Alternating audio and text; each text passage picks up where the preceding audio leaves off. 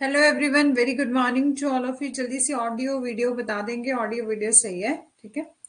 आगे बढ़ने से मैं आपको बता देना चाहती हूँ, ये हमारा व्हाट्सएप ग्रुप है। ये हमारा टेलीग्राम ग्रुप है। अभी तक इनमें से आप कहीं भी ज्वाइन नहीं हुए हैं तो हो जाएंगे। यदि आप हमारा कोर्स परचेज करते हैं, आपको मिलते हैं नोट्स पीवाई के with answer 100+ mock test. And ये रहा हमारा कोड। यदि आप इसको यूज करेंगे तो आपको 10% ऑफ मिलेगा। ठीक है। गुड मॉर्निंग सुखराम जी। ठीक है। कल हम offence against human body discuss कर रहे थे, जिसमें हमने डिस्कस कर लिया था कल्पेबल होमिसाइड क्या होता है, मर्डर क्या होता है, इसकी एक्सेप्शंस डिस्कस कर ली थी। ठीक है। डॉरी डेथ के प्रोविजन भी हमने डिस्कस कर लिए थे। सिंपल हर्ट, ग्रीवियस हर्ट, ये सब जो है वो डिस्कस कर लिया था। आज हम रॉन्गफुल कन्फाइनमेंट से स्टार्ट करेंगे। ठीक है। 1 मिनट वेट कर लेते हैं, तब तक बाकी सभी ज्वाइन हो जाएं जो भी ज्वाइन होना चाहते हैं।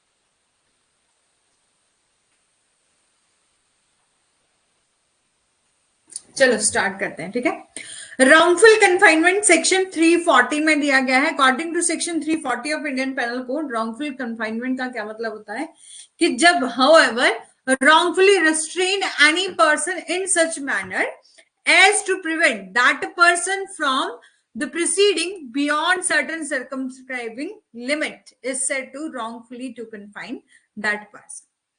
कि सेक्शन 340 में ये बोला गया है, section 340 of Indian panel code में ये बोला गया है कि कोई भी गलत तरीके से या किसी व्यक्ति को इस तरह से रोकता है कि उसको किसी पर्टिकुलर लिमिट में बंद कर देता है। मतलब क्या कर देता है कि पर्टिकुलर लिमिट में जो है वो कन्फाइन कर देता है। ठीक है। प्रिवेंट करता है किसी पर्सन को कि आप इस लिमिट से बाहर नहीं जाओ। ठीक है। तब हम कहते हैं कि इस पर्सन को रॉन्गफुली कन्फाइन जो है वो करा गया है।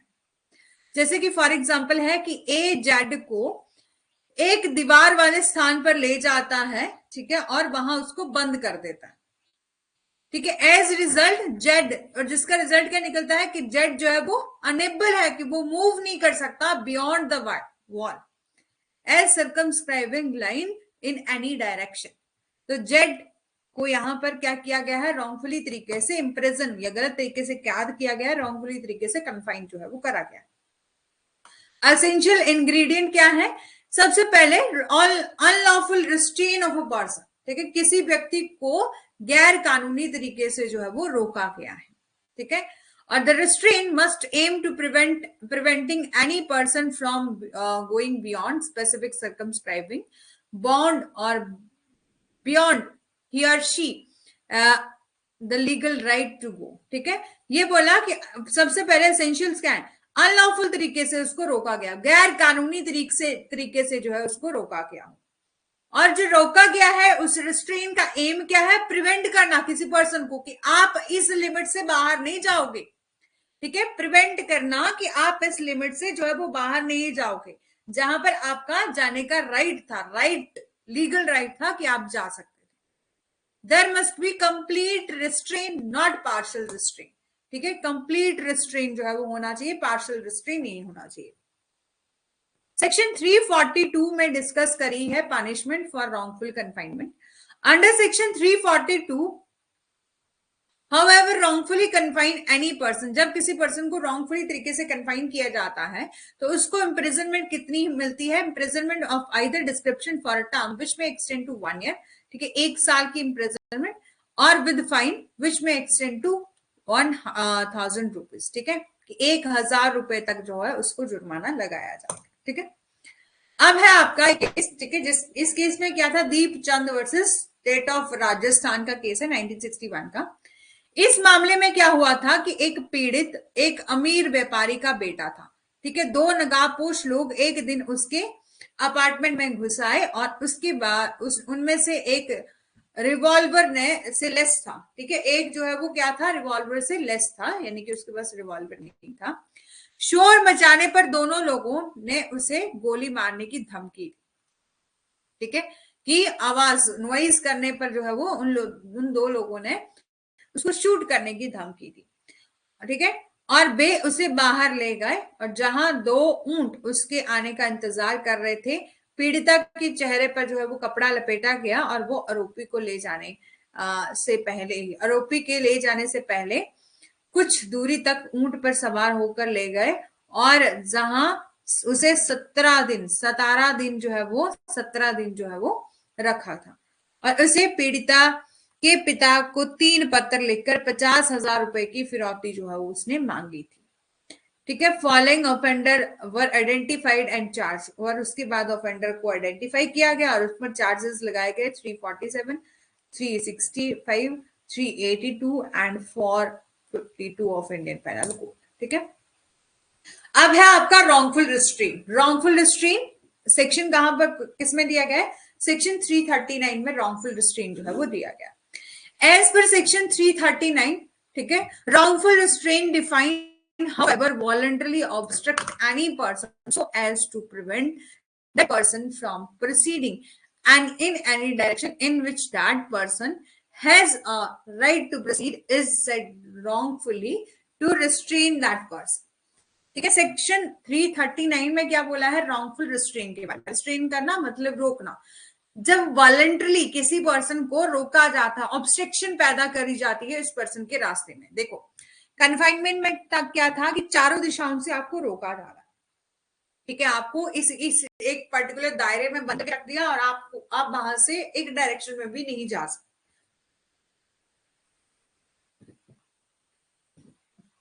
लेकिन रॉन्गफुल रिस्ट्रेन के मामले में वॉलंटरी किसी को ऑब्स्ट्रक्शन पैदा करी जा रही है, रोका जा रहा है किसी पर्सन को और प्रिवेंट किया जा रहा है कि आप इस डायरेक्शन से बाहर जो है वो नहीं जाओगे, इस डायरेक्शन में नहीं जाओगे। जैसे कि कोई पर्सन ऐसे इस रास्ते पर जा रहा है, ठीक है, ऐसे मजे से जा रहा है, लेकिन आगे किसी पर्सन को ऐसे रोका जाता है कि आप यहां से आगे नहीं जा सकते, लेकिन उस पर्सन के पास ऑप्शन है कि वो यहां भी जा सकता है, यहां भी जा सकता है, यहां भी जा सकता है, इस पर्टिकुलर डायरेक्शन में वो नहीं जा सकता, तो उसे रॉन्गफुल रिस्ट्रेन जो है वो कहते हैं। ठीक है, इलस्ट्रेशन क्या है कि A block a path that Z has right to use. ठीक है, ए जो है वो एक ऐसे मार्ग को अवरुद्ध करता है जिसे जेड को उपयोग करने का अधिकार है। ए के अच्छे विश्वास के बावजूद ही उसे ऐसा करने का अधिकार है। नतीजन जेड के पास जेड पास करने में जो है वो असमर्थ है। जेड को ए के द्वारा अवैध रूप से रोका गया, इलीगल तरीके से रिस्ट्रेन जो किया गया। ठीक है, देखो 2 ही कंसेप्ट हैं, सिंपल से हैं। रॉन्गफुल रिस्ट्रेन में आपको चारों दिशाओं से रोका जाता है कि आप यहां नहीं जा सकते, यहां नहीं, कहीं नहीं जा सकते। लेकिन रॉन्गफुल कन्फाइनमेंट में आपको चारों दिशाओं से रोका जाता है। ठीक है, और रिस्ट्रेन में आपको किसी एक पर्टिकुलर डायरेक्शन में रोका जाता है। ठीक है, पनिशमेंट क्या दी गई है रॉन्गफुल रिस्ट्रेन की? यहाँ पर सेक्शन 341 में ये बोला, however wrongfully restrain another person shall be punished by simple imprisonment for period not exceeding 1 month or fine not exceeding 500 rupees or both। ठीक है, ये बोला कि जो कोई भी अन्य व्यक्ति को गलत तरीके से रोकता है उसे 1 महीने से अधिक की अवधि के लिए साधारण कारावास और 500 रुपए का से अधिक जुर्माना जो है वो लग सकता है, और इसके अलावा दोनों ही लग सकते हैं, ठीक है। wrongful restraint to another person shall be punished. Simple imprisonment कितनी होगी? For period not exceeding to 1 month, ठीक है। 1 मंथ से ज्यादा जो है वो उसको इम्प्रिजनमेंट नहीं होगी, 500 रुपीज से ज्यादा जो है वो फाइन नहीं होगा, ठीक है। इसके अलावा दोनों भी हो सकते हैं। असेंशियल इंग्रेडिएंट क्या है? Good morning Rekha ji. सिर्फ हमने अभी तक रॉन्गफुल रिस्ट्रेन और रॉन्गफुल कन्फाइनमेंट ही पढ़ा। कन्फाइनमेंट में क्या होता है? चारों दिशाओं से बंद किया जाता है। रिस्ट्रेन में किसी पर्टिकुलर डायरेक्शन में जाने से रोका जाता है, ठीक है। और एमसीक्यू की क्लास में भी आइएगा, ठीक है। फिर है आपका essential ingredient. Essential ingredient wrongful restrain is defined under section 39। Following are the basic element of wrongful restrain. सबसे पहले पर्सन इज वॉलंटरी ऑब्स्ट्रक्शन, की एक व्यक्ति जो है वो स्वेच्छा से बाधा उत्पन्न करता है। और ऑब्स्ट्रक्शन कैसी होनी चाहिए? Obstruction must be such that it prevent the person from advancing in any direction in which he has a right to proceed, ठीक है। बाधा ऐसी होनी चाहिए कि व्यक्ति को किसी एक पर्टिकुलर डायरेक्शन में जाने से रोका जा रहा है, ठीक है, कि उस जहां पर उसका राइट है कि वो जाएगा, उसका राइट है कि इस रास्ते पर उसको वो जाएगा, ठीक है, लेकिन फिर उसको रोका जा रहा है। इट मीन्स कि यहाँ पर रिस्ट्रेन हो रहा है, ठीक है। एक केस है, a mother and 13-year-old child was summoned to a police station, ठीक है। एक मदर है, ठीक है, और उनका 13 साल का बच्चा है। उनको कहां पर बुलाया गया? पुलिस स्टेशन में बुलाया गया। कुछ क्वेश्चनिंग करने के लिए, पूछताछ के लिए। कौन से केस में? Raja Ram versus state of Haryana 1972 के मामले में। Provision to section 160 of the criminal procedure code में ये कहा गया है कि नो वुमेन और male under the age of 15 should be summon to the police station for questioning, ठीक है। कि ये बोला सेक्शन 160 में ये कहा गया है कि 15 साल से कम उम्र की किसी भी महिला या पुरुष, ठीक है, कि किसी भी वुमेन और मेल को अंडर 15 ईयर जो है वो पूछताछ के लिए पुलिस स्टेशन में नहीं बुलाया जाना चाहिए। इसके बजाय उन्हें वर्तमान स्थान पर पूछताछ की जानी चाहिए। और accused police officer was found guilty of violation of section 160 of criminal procedure code। और इसके अलावा इस केस में जो है वो आरोपी एक पुलिस अधिकारी को दंड प्रक्रिया संहिता सेक्शन 160 के उल्लंघन का दोषी जो है वो पाया गया। और in light of this the detention of women and 13-year-old child in the police station was deemed unjust restraint, ठीक है। और इसके आलोक में जो है वो पुलिस स्टेशन में एक महिला और एक वर्षीय बच्चे को हिरासत में लेना अन्यायपूर्ण संयम माना गया। और आरोपी को सेक्शन 342 के तहत जो है वो दोषी पाया गया, क्योंकि लेकिन भारतीय दंड संहिता की सेक्शन 142 के तहत नहीं, ठीक है। 41 के तहत वो रॉन्गफुल रिस्ट्रेन के लिए, कि आपको रिस्ट्रेन करके रोका गया था, ठीक है, कि यानी कि आपको गलत तरीके से रोका गया था, इसलिए सेक्शन 341 के तहत उसको गिल्टी पाया गया, ठीक है। अब है आपका क्रिमिनल फोर्स। क्रिमिनल फोर्स का क्या मतलब होता है? आपराधिक बल। सेक्शन 350 में दिया गया है। अरे बाबा क्या हो रहा है?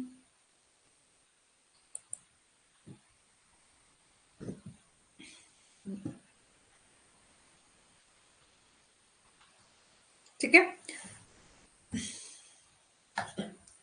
क्रिमिनल फोर्स सेक्शन 350 में बोला गया है क्रिमिनल फोर्स के बारे में। According to section 350, anyone who is who intentionally use the force against another person without the person consent in order to commit an offense or attempt or known, it is likely that by using such force he will cause injury, fear or annoyance to person to whom the force is applied is said to be to use criminal force against that another। According to section 350 में कहा गया है कि कोई भी अपराध करने के लिए उस व्यक्ति की सहमति के बिना जो है वो जानबूझकर किसी अन्य व्यक्ति के खिलाफ बल का प्रयोग करता है या इरादा रखता है या जानता है कि इस तरह के बल का उपयोग करके वो किसी दूसरे व्यक्ति को चोट भय और झुंझलाहट पैदा करेगा, उसे हम क्या कहते हैं, जिस पर वह फोर्स जो है वो अप्लाई करा गया है, तो हम उसको कहते हैं कि यहाँ पर क्रिमिनल फोर्स हुआ है अगेंस्ट दैट अनदर। ठीक है, समझ आ गया। सेक्शन 350 में ये कहा गया है जब कोई पर्सन इंटेंशनली, मतलब अपने जानबूझकर खुद से यूज करता है force against another person without person consent, दूसरे पर्सन के कंसेंट के बिना। क्यों? क्योंकि वो क्या करना चाहता है, क्योंकि वो करना चाहता है ऑफेंस और इंटेंट और non, it is likely that by using such force he will cause injury or fear annoyance to another person to whom the force is applied. It is said to use criminal force against that other. ठीक है, essential ingredient क्या है? तो in English law criminal force is analogous to battery. ठीक है, कि English कानून के अनुसार क्रिमिनल फोर्स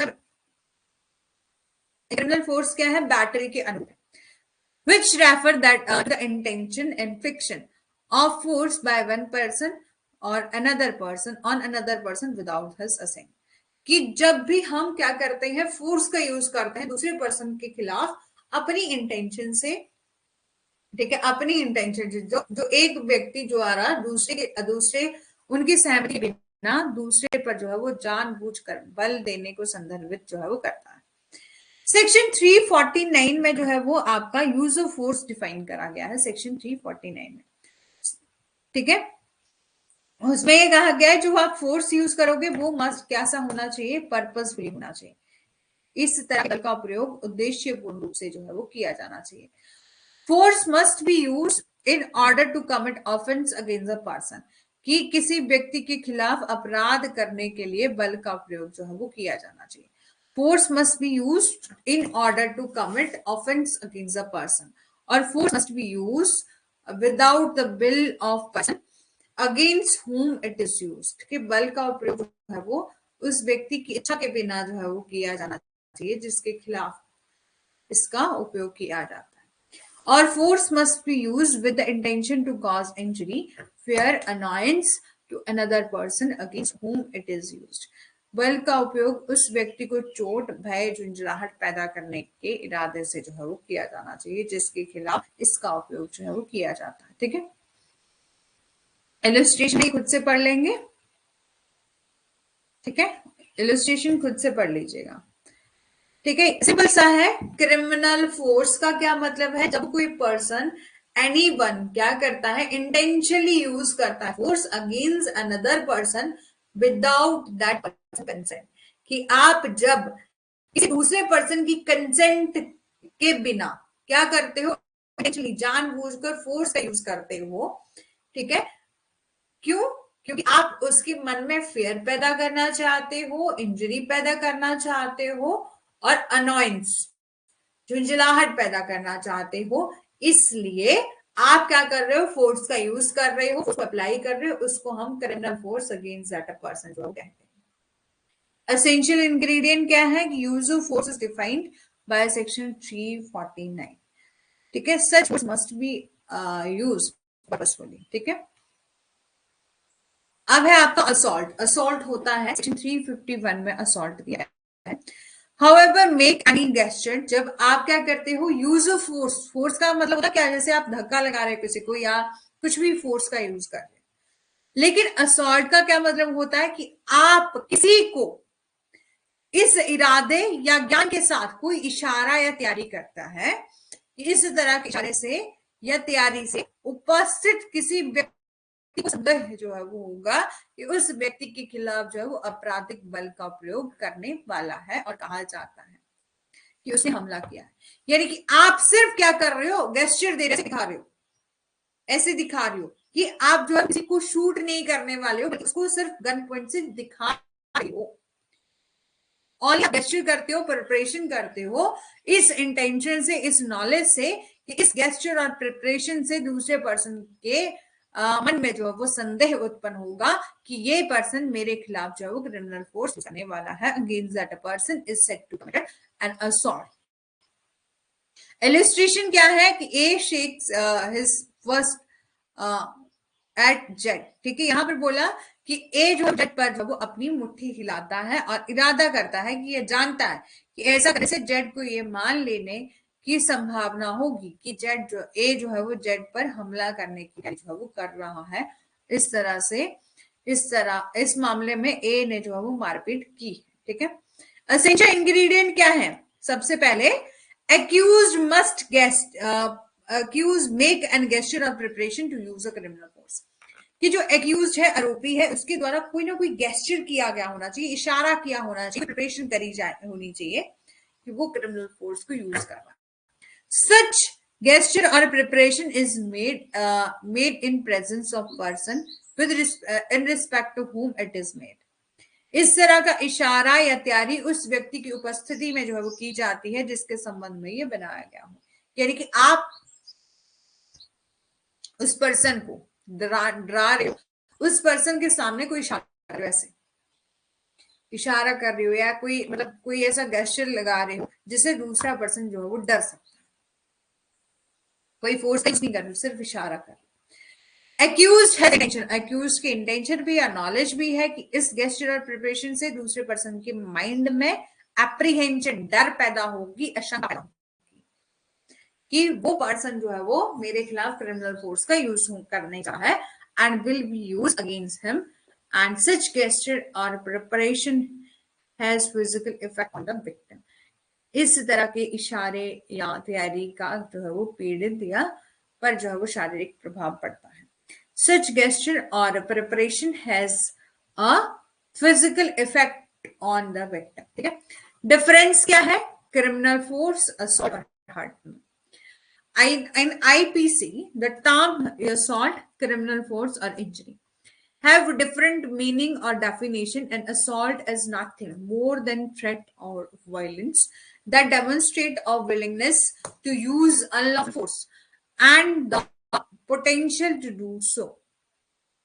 आईपीसी में हमला, ठीक है, यानी असॉल्ट, क्रिमिनल फोर्स या और इंजरी में जो है वो डिफरेंट मीनिंग है और डिफरेंट डेफिनेशन है। असॉल्ट क्या है? नथिंग, कि असॉल्ट में आप क्या करते हो? थ्रेट, यानी किसी को डरा रहे हो, आप फोर्स का यूज नहीं कर रहे हो, सिर्फ डरा रहे हो, थ्रेट और वायलेंस कर रहे हो, that demonstrate a willingness to use unlawful force and potential to do. And when the force is use, जब भी फोर्स का यूज किया जाता है तो उसको हम क्रिमिनल फोर्स कहते हैं। नाउ क्रिमिनल फोर्स डिफाइन किया गया है एन एक्ट, कोई भी एक्ट जिसमें क्रिएट किया जाता है मोशन, चेंज ऑफ मोशन और stoppage of motion without the agreement of a person in order to commit an offense, और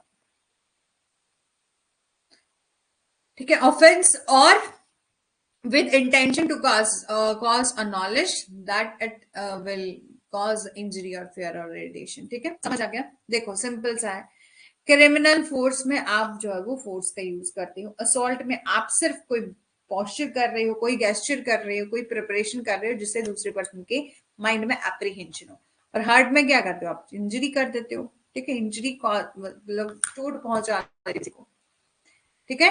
फॉर इंस्टेंस, उदाहरण के लिए आप पढ़ लेंगे, खुद से कर लेंगे ना, फॉर क्योंकि आपको समझ तो आ ही क्या होगा, यदि नहीं आया है तो बता दीजिए, यहां तक बता दीजिए, ठीक है। इलस्ट्रेशन को आप खुद से पढ़ लेना,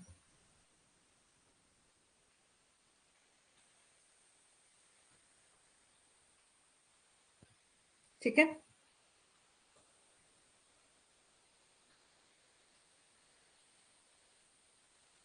चलो, अब है आपका harassment the act of any criminal force, ठीक है। बोला है कि जब भी किसी महिला की जो मोडेस्टी होती है उसको इंसल्ट करने की कोशिश की जाती है, इस इंसल्ट करने के उद्देश्य से उस पर किए गए किसी भी आपराधिक बल का कार्य जो है वो भारतीय दंड संहिता सेक्शन 354 के तहत जो है वो आता है।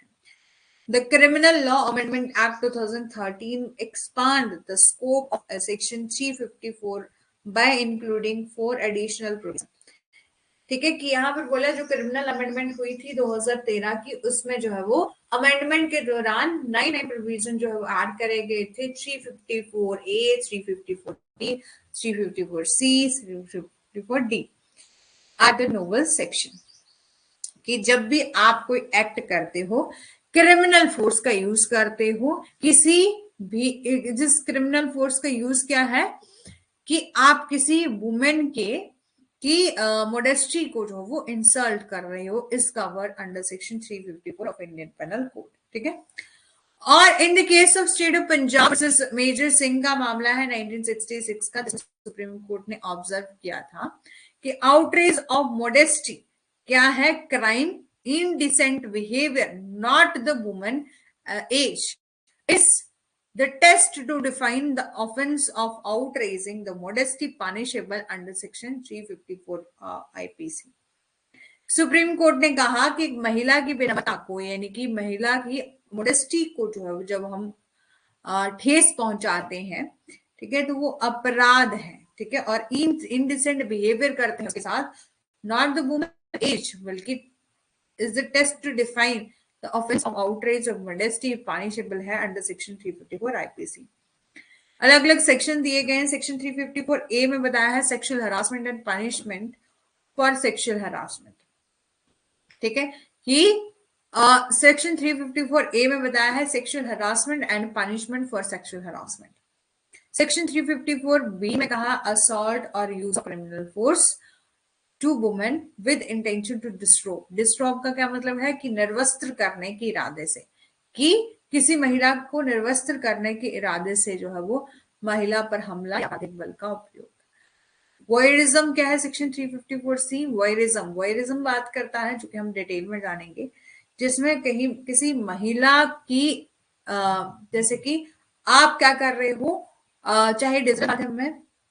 ठीक है, वॉयरिज्म का एक मूवी भी है, आपने सुनी होगी, जैसे कि किसी वुमेन की पिक्चर्स जो है वो क्लिक कर लेना, मूवीज वगैरह बना लेना और उसकी इंसल्ट करने की कोशिश करना, इस मूवीज और फोटोग्राफ्स के थ्रू जो है वो किसी की बेइज्जती करने की कोशिश करना, किसी महिला की इज्जत को नीलाम करने की कोशिश करना, सेक्शन 354C में आता है।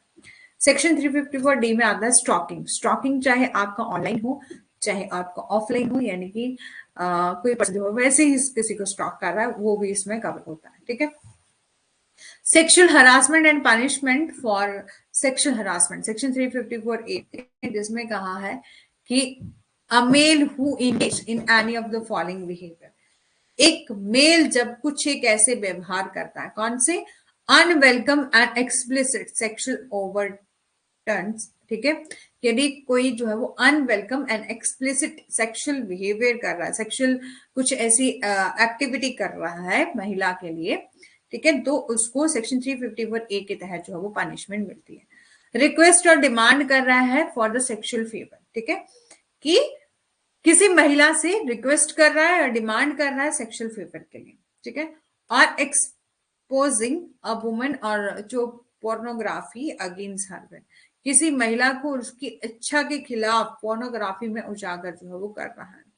मेकिंग सेक्सुअली टीनेज कमेंट, ठीक है, यानी कि कमेंट्स, ठीक है, कि यौन टिप्पणियां यानी जो है वो, ठीक है, तो बोला है यदि वो सब ये सब एक्टिविटी कोई कर रहा है, ठीक है, ये सब एक्टिविटी कोई कर रहा है तो उसको पनिशमेंट मिलेगी, shall be held responsible for sexual harassment, यौन उत्पीड़न के लिए उसको जिम्मेदार ठहराया जाएगा।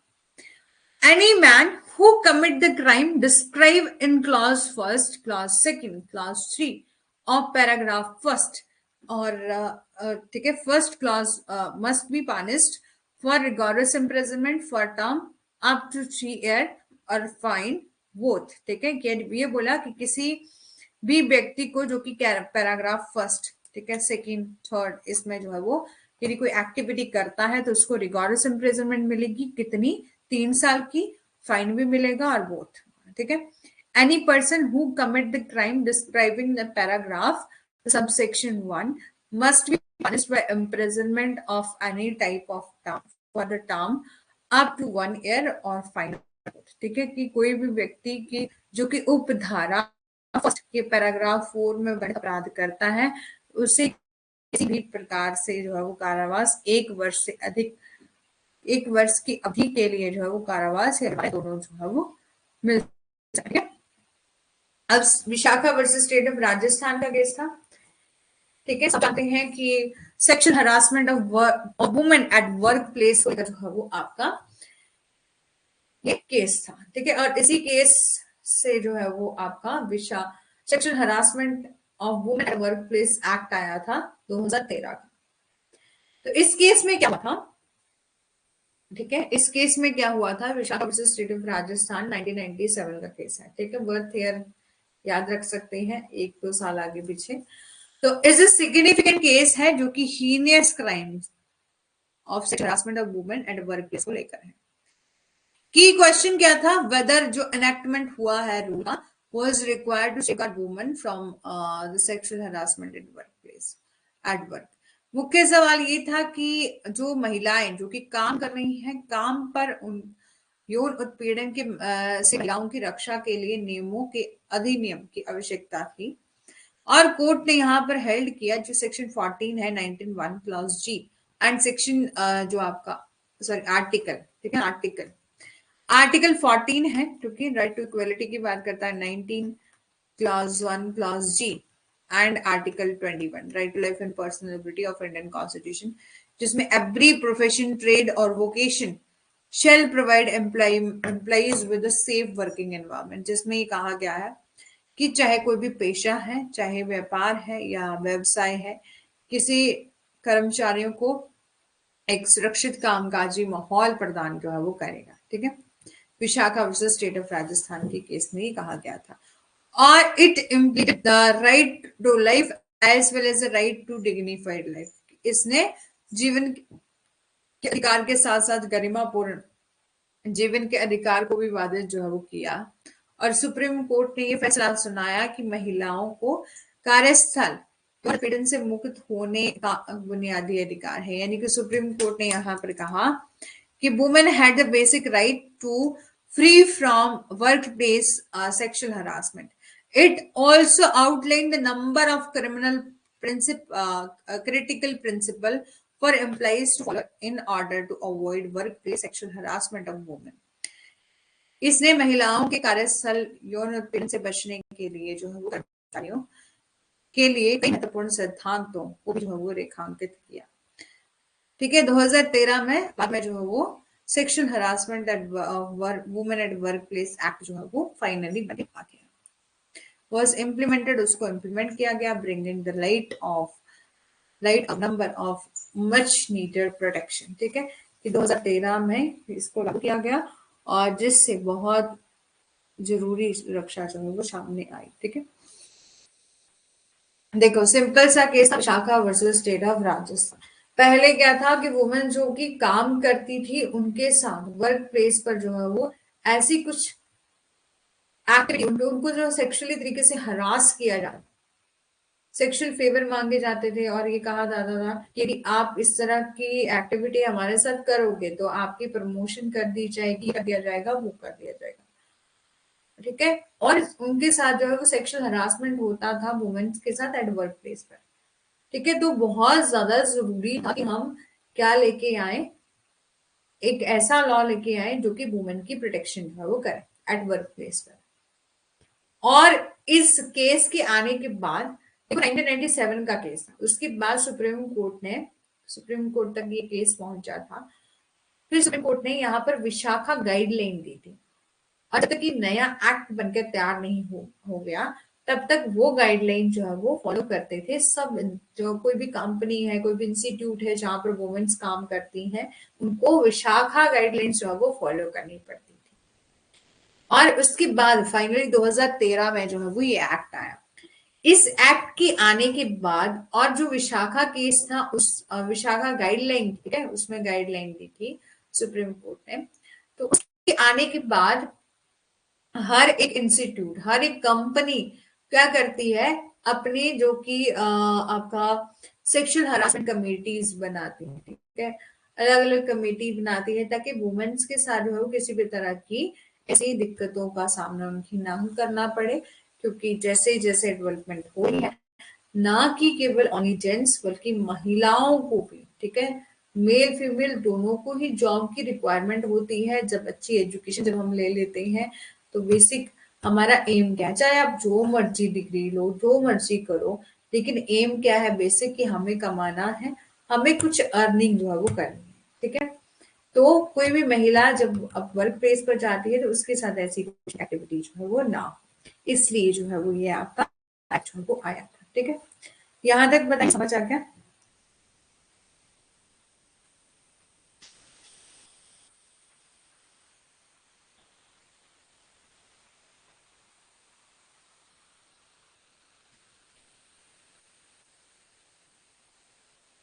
अभी कितना टाइम हुआ? 39 हुए अभी ना।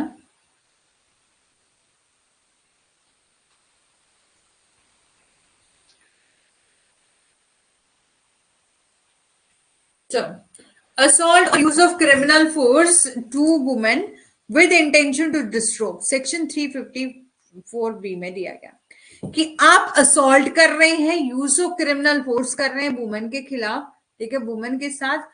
क्यों? क्योंकि आप डिसरोब करना चाहते हैं, आपकी इंटेंशन क्या है, निर्वस्त्र, कि महिला को निर्वस्त्र करना चाहते हैं। ये प्रोविजन जो है वो क्लियरली स्पेसिफाई करते हैं कि एक मेल जो कि यूज ऑफ फोर्स करता है, क्यों? क्योंकि वो किसी वुमेन को अनड्रेस करना चाहता है, अनड्रेस मतलब बिना उसको कपड़े के करना, ठीक है, निर्वस्त्र करना चाहता है। A woman is woman will to punished for a prescribed period of a time, ठीक है, कि ये कहा कि उसे निर्धारित अवधि के लिए जो है वो दंडित किया जाएगा। A violation of this section is similarly as cognizable offenses, although it is not punishable by imprisonment. इस धारा का उल्लंघन इसी तरह के संज्ञेय अपराध है, हालांकि यह कारावास में से जो है वो दंडनीय नहीं है। A violation of this section is similarly to cognizable offense, although it is not punishable by imprisonment. Voyeurism, voyeurism, Drishyam movie देखी है, उसमें सब कुछ वॉयरिज्म बताया, दृश्यम 2। अब मैंने पता नहीं कौन सी देखी है, एक लड़की वाली, एक कौन था वो, अजय देवगन था, उनकी वाइफ थी और उनकी बेटी थी। फिर किसी लड़के ने क्या किया था, उनकी जो कि पुलिस ऑफिसर थी, एक महिला, उनका बेटा था, तो उन्होंने उसकी बेटी की मूवी जो है वो बनाई थी, ठीक है, जब वो अपना कोई प्राइवेट एक्ट कर रही थी तो, ठीक है। और इस बात के बारे में जब उसको पता चला, ठीक है, तो उसके बाद उस अजय देवगन की पत्नी और बेटी ने मिलकर जो है वो उस लड़के को मार दिया था। कौन सी मूवी है वो? दृश्यम 1 है कि 2 है? तो ऐसी ही जो है वो आपकी ये सेक्शन 354C जो है वो कहता है वॉयरिज्म के बारे में। वॉयरिज्म को उस मूवी में बहुत अच्छे से एक्सप्लेन जो है वो किया गया है, ठीक है। तो any man who watches cap, ठीक है, कोई भी जो है वो व्यक्ति जब किसी महिला को, जब वो दृश्यम 2 है, हाँ दृश्यम 2 की शायद, है ना, तो कोई भी मैन जब क्या करता है, किसी महिला को देखता है, उसकी इमेज कैप्चर कर लेता है, और ठीक है, और जब कब इमेज कैप्चर कर लेता है, कब मूवी बना लेता है, जब कोई महिला जो है वो प्राइवेट एक्ट में एंगेज हो, in circumstances where she would normally expect not to observe either by the perpetrator or by another person at the परपरेटर भी हंस, ठीक है। यहाँ पर बोला कि कोई भी महिला जब वो अपने प्राइवेट एक्ट में एंगेज हो, उस टाइम जो है वो कोई पर्सन क्या करे, उसकी मूवी उसकी इमेज कैप्चर कर ले, ठीक है।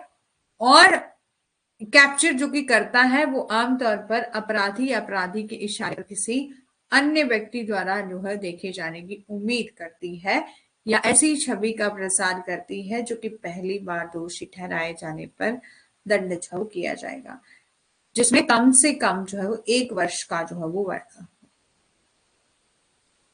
ठीक है। तो उसको कितनी पनिशमेंट मिलेगी? कम से कम उसको कन्विक्ट किया गया हो either description for a term not less than 1 year, ठीक है, 1 साल से ज्यादा जो है वो 1 साल से कम जो है वो उसको पनिशमेंट नहीं मिलेगी, नॉट मोर देन 3 ईयर। 1 साल से लेकर 3 सालों तक जो है वो उसको पनिशमेंट मिलेगी और उसको लाइबल ठहराया जाएगा के लिए। और पर्सन सेकेंड सब्सिक्वेंट कन्विक्शन, यानी दूसरी बार वो ऐसा ही ऑफेंस करता है तो उसको कितनी इम्प्रिजनमेंट मिलेगी? 3 साल से लेकर 7 साल की सजा जो है वो मिलेगी। ठीक है, समझ आ गया? जब भी कोई महिला किसी प्राइवेट एक्ट में इंगेज हो, ठीक है, यानी कि कोई भी अपना कोई काम कर रही हो, ठीक है, और उस टाइम कोई पुरुष जो है उसको देखता है, साथ ही साथ जो है वो उसकी इमेज कैप्चर कर लेता है, उसकी मूवी बना लेता है और उसको लोगों पर जो है क्या करता है? प्रसार कर देता है, उस छवि का प्रसार जो है वो करता है। तो यदि कोई पहली बार ऐसा कोई एक्ट कर रहा है, ऐसी कोई फर्स्ट कन्विक्शन उस पर्सन को हुआ है, ठीक है, यानी कि पहली बार उसकी दोष सिद्धि हुई है, तो उसको 1 साल की जो है वो क्या मिलेगी? सजा मिलेगी। 1 साल से कम नहीं होगी और ज्यादा से ज्यादा 3 साल की होगी। और यदि सेकेंड सब्सिक्वेंट कन्विक्शन है तो उसको कितने साल की सजा होगी? 3 साल की और ज्यादा से ज्यादा जो है 7 साल की। जो आपका सेक्शन 354 डी है जो कि बात करता है स्टॉकिंग के बारे में, ठीक है, पीछा करना, स्टॉक करना, ठीक है। तो यहां पर कहा कि एनीवन हु, एक महिला का अनुसरण करता है, कि जो भी कोई व्यक्ति, कि कोई भी जो किसी महिला को फॉलो करता है, फॉलो वुमेन और कॉन्स्टेंटली कॉन्टैक्ट और seek to contact her in order to encourage intimate relationship despite her evident indifferences, ठीक है, कि एक महिला का अनुसरण जब कोई व्यक्ति करता है, अनुसरण मतलब पीछा करता है, फॉलो करता है, और और कॉन्स्टेंटली कांटेक्ट करने की कोशिश करता है। कॉन्स्टेंटली मतलब कि लगातार उसके साथ जो है वो कांटेक्ट करने की कोशिश करता है, उससे सब बातचीत करने की कोशिश करता है और उसको इंकरेज करता है कि वो उसके इंटीमेट उसके कांटेक्ट में आए और इंकरेज करता है intimate relationship despite her evident indifferences, ठीक है। और एक महिला के एक महिला को कि इंटरनेट को ट्रैक करने की कोशिश करता है, ईमेल को ट्रैक करने की कोशिश करता है, and other form of electronic communication commit the offence of stalking. एक महिला के ईमेल या इलेक्ट्रॉनिक संचार के अन्य रूप को जो है वो ट्रैक करता है या पीछा कर, वो भी आपका स्टॉकिंग में आता है। तो हम कहेंगे कि कमिट क्या क्या है? स्टॉकिंग, ठीक है।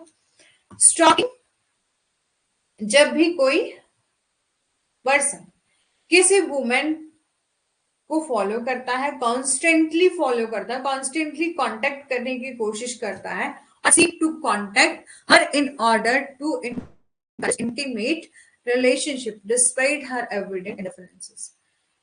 Keep track to a woman internet, यानी कि उसको इंटरनेट के माध्यम से, ईमेल के माध्यम से और other form of electronic communication के माध्यम से जो है वो ट्रैक करने की कोशिश करता है, तब हम कहते हैं कि यहाँ पर उसने क्या किया है? स्टॉकिंग किया है, ठीक है।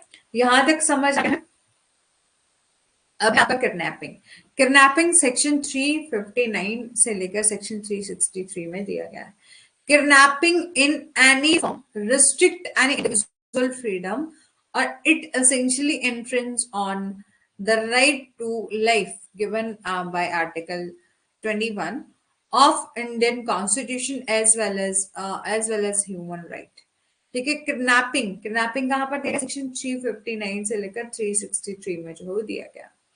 किडनैपिंग एनी फॉर्म, ठीक है, इन any form restrict of individual freedom, कि आप किसी रूप में किसी व्यक्ति की स्वतंत्रता को प्रतिबंधित कर रहे हो, रोक रहे हो, रिस्ट्रिक्ट कर रहे हो किसी पर्सन को उसकी फ्रीडम से। इट एसेंशियली इन्फ्रिंज, की अनिवार्य रूप से जो है वो भारतीय संविधान के अनुच्छेद 21 के द्वारा दिए गए जीवन के अधिकार के साथ साथ मानवाधिकारों का उल्लंघन भी करता है, कि आप किसी पर्सन को रिस्ट्रिक्ट नहीं करोगे उसकी इंडिविजुअल की फ्रीडम से।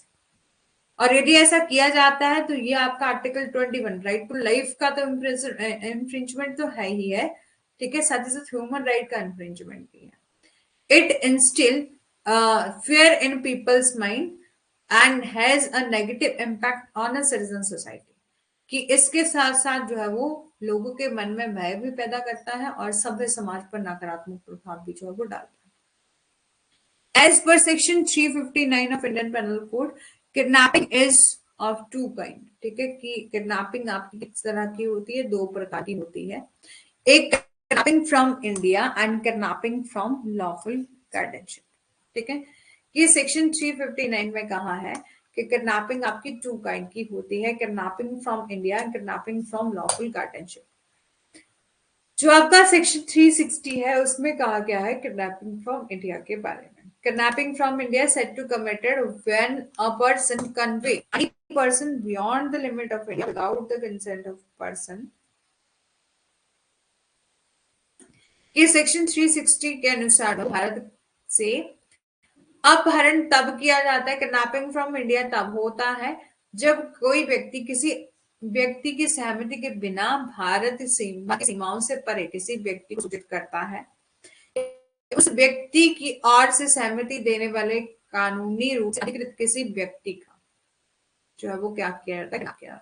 Kidnapping from India is said to be committed when one person, जब one person convey any person beyond the limit of India without the consent of that person और some person legally authorised to consent on the behalf of person, ठीक है। इस तब हम कहते हैं kidnapping from India हुआ है, ठीक है।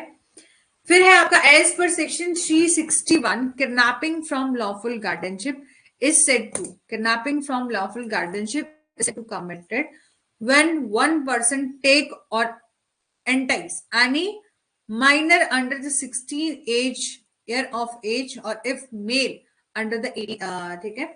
देखो कि यदि कोई मेल है तो उसकी एज कितनी बताई गई है, 16 ईयर, और फीमेल है तो 18 ईयर, ठीक है। और any person of unsound mind out of keeping of lawful guardian of such minor or person of unsound mind without the consent of such guardian। आज सेक्शन 361 के अनुसार वैध अभिभावक से अपहरण तब किया जाता है जब कोई व्यक्ति या कोई पुरुष यानी कि कोई 16 वर्ष से कम आयु का है, नाबालिग, और यदि कोई महिला लेडी है यानी कि क्या बोल सकते हैं, फीमेल बोल सकते हैं, ठीक है, फीमेल या लड़की कोई 18 वर्ष से कम है, या कोई अस्वस्थ दिमाग का है, और या कोई ऐसा व्यक्ति है जो कि नाबालिग या अस्वस्थ दिमाग वाले व्यक्ति के वैध अभिभावक के अनुसार जो है उसके लेता है या लुभाता है ऐसे व्यक्ति, तब हम कहते हैं कि यहाँ पर क्या हुई है, किडनैपिंग फ्रॉम लॉफुल गार्डियनशिप हुई है without the consent of such guardian, ठीक है। समझ आया दोनों सेक्शंस में डिफरेंस, ठीक है। इंग्रेडिएंट है सबसे पहले, टेकिंग और enticing away a minor any person of unsound mind, ठीक है, कि एक नाबालिग या अस्वस्थ व्यक्ति के दिमाग के व्यक्ति को जो है वो दूर ले जाना और लुभाना। Such minor must under the age of 16, ठीक है, इफ यदि वो मेल है, और अंडर 18 ईयर यदि वो फीमेल है। और द टेकिंग और enticing away must be out of the custody of a minor person lawful guardian, ठीक है। ये बोला है कि ले जाना या लुभाना नाबालिग या व्यक्ति के वैध अभिभावक को हिरासत से बाहर जो है वो होना चाहिए, और इस तरह के ले जाना या मोह करना अभिभावक की सहमति के बिना जो है वो होना चाहिए। सच टेकिंग और enticing away must be without the consent of a guardian, ठीक है। और है आपका S Varadarajan versus state of Madras 1964 का मामला है। A girl approaching majority willingly left her father house, ठीक है। यहाँ पर हुआ क्या, यहाँ पर समझ आ गया एसेंशियल इंग्रेडिएंट क्या है। सबसे पहले बोला है वाले किया अस्वस्थ दिमाग वाले व्यक्ति को दूर ले जाया जा रहा है, दूर ले जाया जा रहा है, और इनकी एज कितनी है, 16 ईयर है यदि वो मेल है, 18 ईयर है यदि वो फीमेल है। और ले जाना या लुभाना यानी कि द टेकिंग और enticing away must be out of the custody of a minor person lawful guardian, ठीक है। और सच टेकिंग और enticing away must be without the consent of a guardian. इस तरह के ले जाना, इस तरह से ले जाना या मोह करना कि अभिभावक की सहमति के बिना जो है वो होना चाहिए। इसको पढ़ लेते हैं थोड़ा सा, 1 मिनट का ब्रेक, 1 मिनट।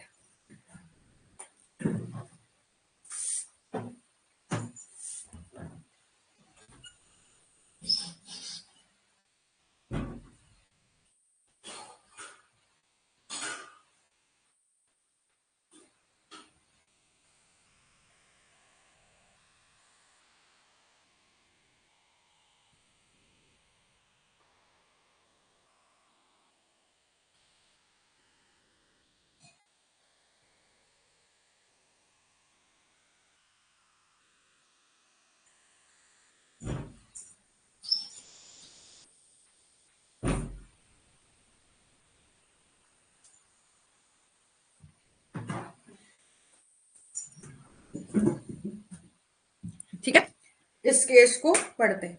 ठीक है, इस केस में क्या था, सबसे पहले इस केस का नाम Varadarajan versus state of Madras 1964 का मामला है, जिसमें क्या हुआ था कि बहुमत के करीब आने वाली लड़कियां की, बहुमत मतलब मेजोरिटी, मतलब बस मेजोरिटी मतलब मेजर होने वाली थी। ठीक है, बहुमत का यहाँ पर ये मतलब नहीं, मेजर होने वाली थी। ठीक है, थोड़ा सा देखना कि मेजर होने वाली लड़कियां थी। ठीक है, वो दोनों क्या करती हैं, अपनी इच्छा से अपने पिता के घर को छोड़ के चली जाती हैं। ठीक है, और एक विशिष्ट स्थान पर आरोपी से मिलने की योजना जो है वो बनाती है, और वो सब office of registrar where the accused and girl sign the marriage agreement. ठीक है, जैसे कि घर से भाग जाते हैं ना, वैसे क्या हुआ था कि एक लड़की, ठीक है, आने वाली एक लड़की, लड़कियां नहीं, एक लड़की जो है वो अपनी इच्छा से अपने पिता के घर को छोड़ जाती है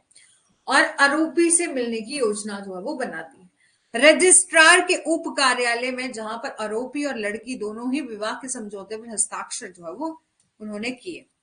और इस बात का कोई प्रूफ नहीं था कि आरोपी ने उसके माता पिता की कानूनी देखभाल से बाहर जो है वो निकाल दिया था।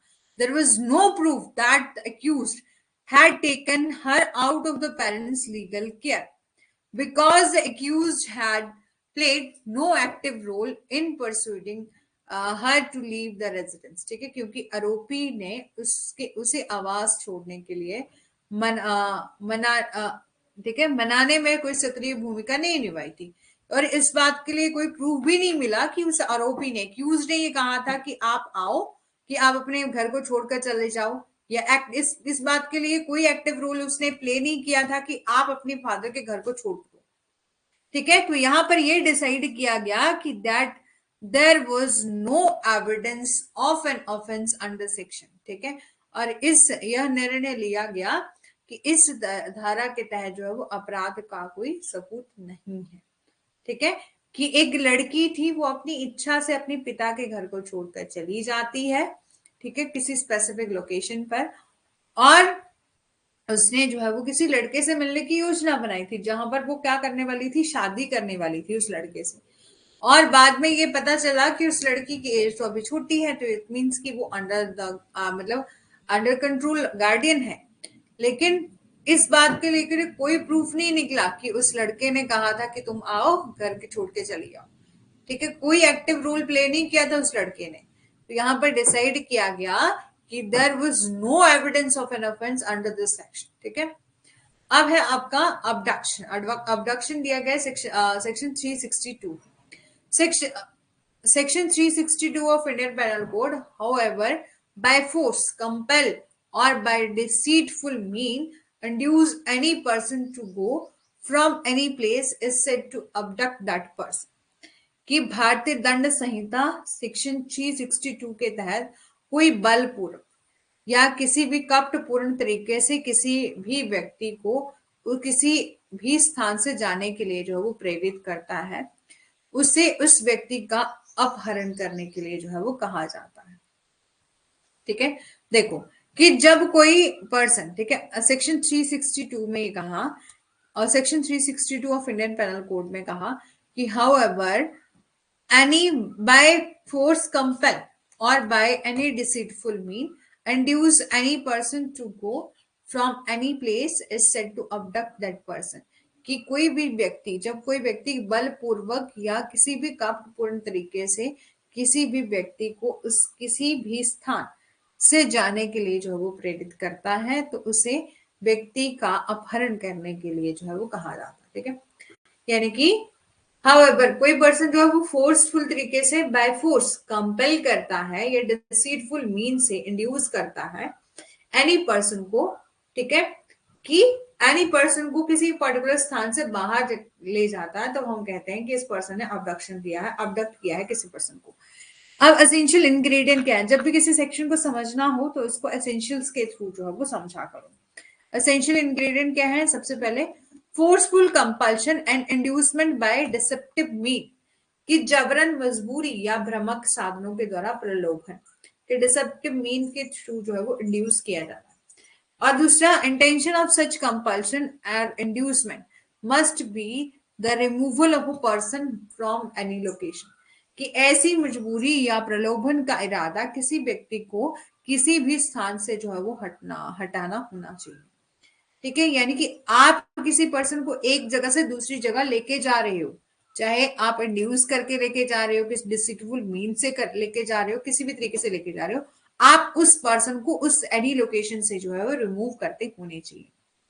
Forceful forceful compulsion or inducement by deceptive mean.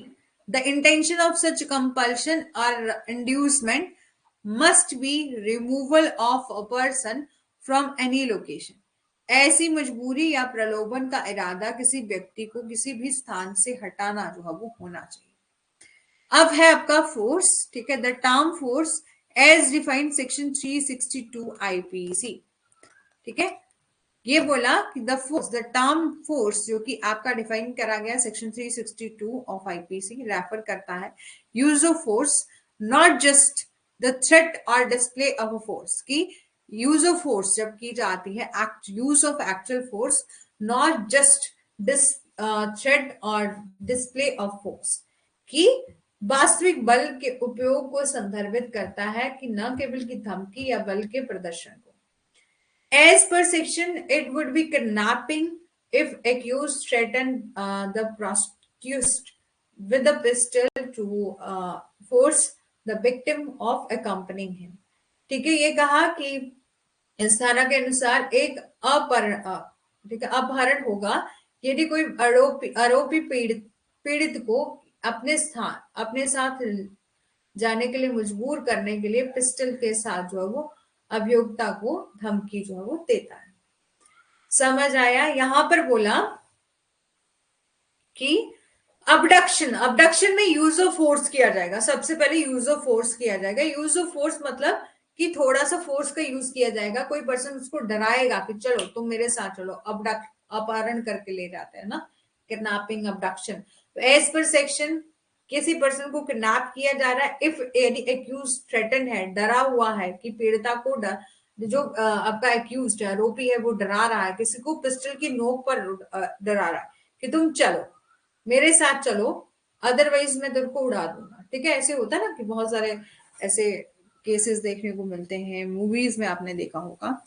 Deceitful mean कि inducing a person to leave a location through the deception is also a crime under this provision, कि धोखे के जरिए किसी व्यक्ति को किसी स्थान को छोड़ने के लिए प्रेरित करना भी इस अपराध के तहत जो है वो इस प्रावधान के तहत अपराध है। As an alternative to use of force, deception is, ठीक है, डिप्लॉयड। यहां पर बोला कि बल के उपयोग के विकल्प के रूप में धोखे को तैनात किया जाता है। नतीजन कि as the result a person can use force to compel or alternatively deceive or another person to leave a location. In either case, it is regarded as a kidnapping. ठीक है, कि नतीजन एक व्यक्ति किसी अन्य व्यक्ति को स्थान छोड़ने के लिए मजबूर करने या वैकल्पिक रूप से धोखा देने के लिए बल का प्रयोग कर सकता है, और किसी भी मामले में इसे अपहरण के रूप में जो वो माना जाता है। ठीक है, कि आप सबसे पहले फोर्स का यूज कर रहे हो, डिसीटफुल मीन यानी कि धोखेबाजी से आप क्या कर रहे हो, किसी पर्सन को एक स्थान से दूसरे स्थान ले जा रहे हो, कि एक स्थान से दूसरे स्थान पर ले जाना चाहिए, टू गो फ्रॉम एनीवेयर, कहीं से भी जो है वो कहीं से भी जाना। कंपेलिंग और, ठीक है, compelling or convincing a person to leave any location, या तो आप कंपेल कर रहे हो किसी को या मजबूर कर रहे हो, यानी कि कन्विंस कर रहे हो या कंपेल कर रहे हो कि आप जो है इस पर्टिकुलर लोकेशन को छोड़कर चले जाओ। A person to leave any location is an important part of abduction. ये बहुत important part है कि एक स्थान से दूसरे स्थान पर ले जाया जाना चाहिए। It does not have we from a lawful guardian custody, कि ये बोला है कि एक वैध अभिभावक को की हिरासत में जो है वो नहीं होना चाहिए, कि it does not have to from the lawful guardian. Lawful guardian का क्या मतलब है कि आप जो है वो किसकी कस्टडी में है, वो लॉफुल गार्डियनशिप की कस्टडी में आप नहीं होने चाहिए। In case of kidnapping, abduction unlike kidnapping is a continue crime. Abduction, ठीक है, अबडक्शन अनलाइक किडनैपिंग क्या है आपका, कॉन्टिन्यू क्राइम है। व्हेन पर्सन, किसी पर्सन को रिमूव किया जाता है from India and from the legitimate custody of a guardian, the crime of kidnapping is committed. However, in the instance of abduction, a person is abducted not only when he is taken from one location to another, but also when he is transported from one location to another। ठीक है, कि हालांकि अपहरण के उदाहरण में एक व्यक्ति का अपहरण न केवल कि तब किया जाता है जब उसे एक दूसरे से एक स्थान से दूसरे स्थान पर ले जाया जाता है, बल्कि तब भी जब उसे एक स्थान से दूसरे स्थान पर ले जाया जाता है। सेम ही लाइन लिखी है वैसे ना। However, in instance of abduction, a person is abducted not only when it is taken from one location to another location। हाँ देखो सुनो, इंग्लिश में अलग सा लिखा कि अबडक्शन बोला है कि ना केवल कि अबडक्शन में तो ये तो आता ही है कि आप एक लोकेशन से दूसरी लोकेशन में जा रहे हैं, बल्कि वो भी आता है कि जब आपको ट्रांसपोर्ट किया जा रहा है एक जगह से दूसरी जगह, जो है वो ट्रांसपोर्ट मतलब कि गलत तरीके से, अवैध तरीके से आपको क्या किया जा रहा है, ट्रांसपोर्टेड किया जा रहा है, बेचा जा रहा है एक लोकेशन से दूसरी लोकेशन। ठीक है, या ट्रांसपोर्टेड किया जा रहा है एक दूसरे से एक लोकेशन से दूसरी लोकेशन। पनिशमेंट क्या है किडनैपिंग की, ये कवर किया है under section 363 of Indian panel code. It stated that anyone who kidnap any person from India और from the lawful guardianship will suffer imprisonment of term which may extend to 7 year. ठीक है, 7 साल और plus fine. ठीक है, 7 साल और plus fine.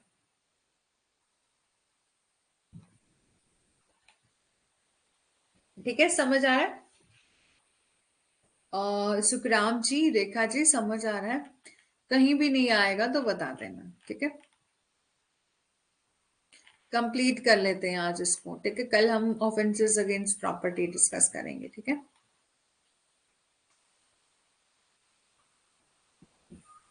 बहुत लंबे लंबे सेशन लग रहे हैं। अब तो 1 आवर भी इतना लंबा लग रहा ना,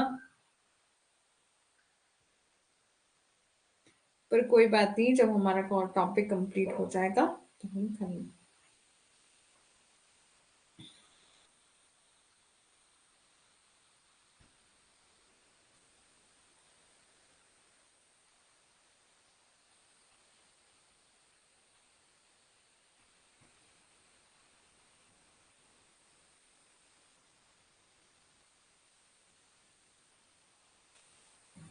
ठीक है, फिर आपका सेक्शुअल ऑफेंसेस, सबसे पहले रेप। ठीक है, section 375 of Indian panel code में बताया गया है कि sexual intercourse must occur under one of the 6 clause, कि जब भी कोई पर्सन, व्हेन अ मैन है sexual intercourse with a woman.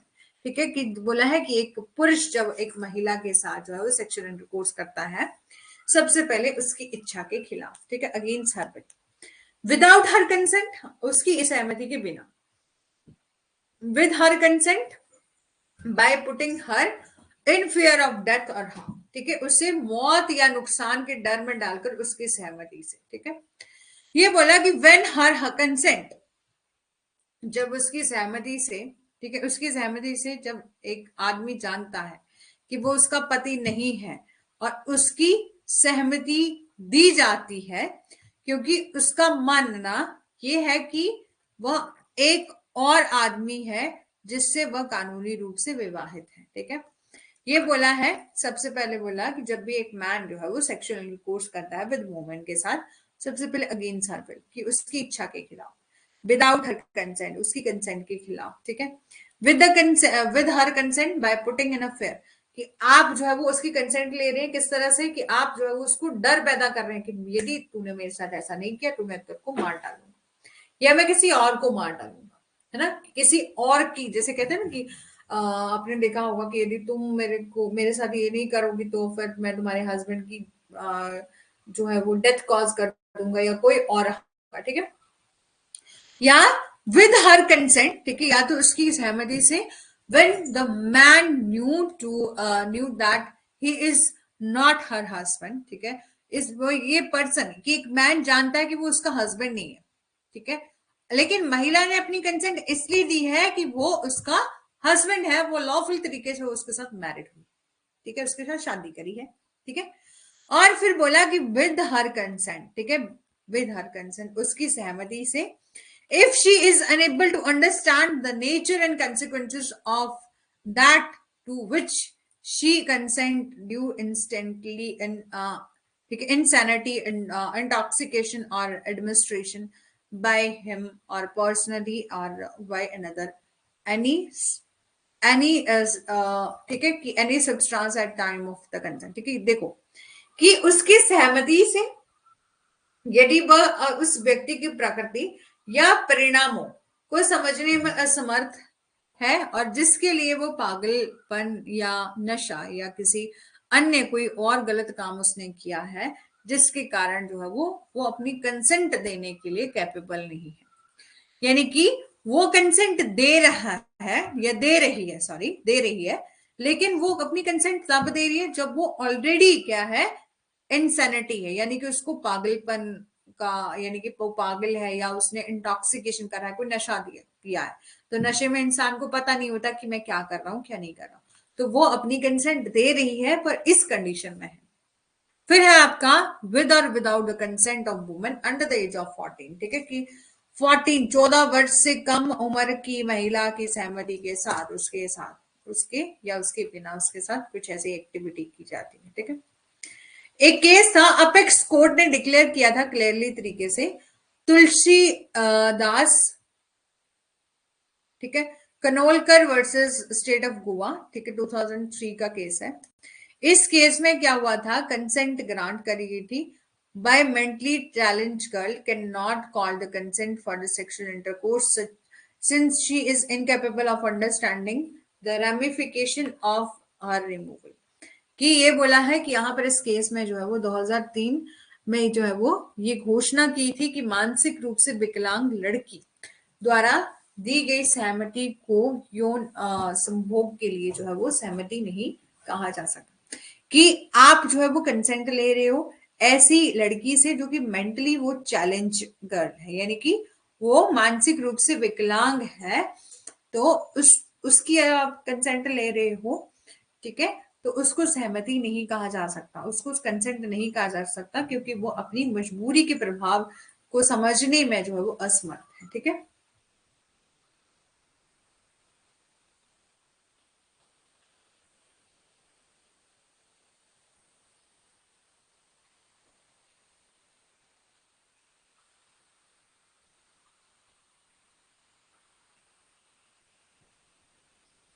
ठीक है,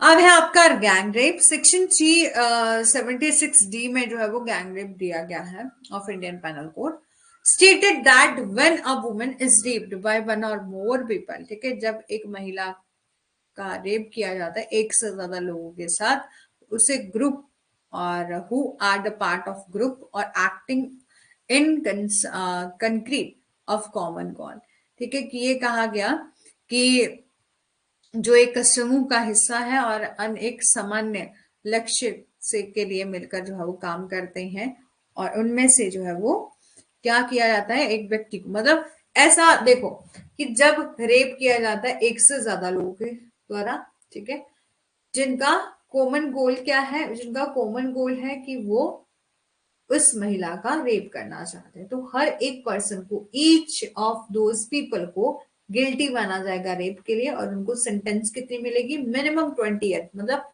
कम से कम 20 साल तक तो सजा मिलेगी, मैक्सिमम लाइफ इम्प्रिजनमेंट हो सकती है, in which they will be imprison for the rest of lives, यानी कि इसके बावजूद वो अपनी जीवन की जिंदगी की सारी मतलब जितनी भी जिंदगी उनकी बची है वो जेल में भी गुजार सकते हैं, यानी कि उनको इतनी उम्र कैद भी जो है वो मिल सकती है, ठीक है, और विद फाइन भी मिल सकता है।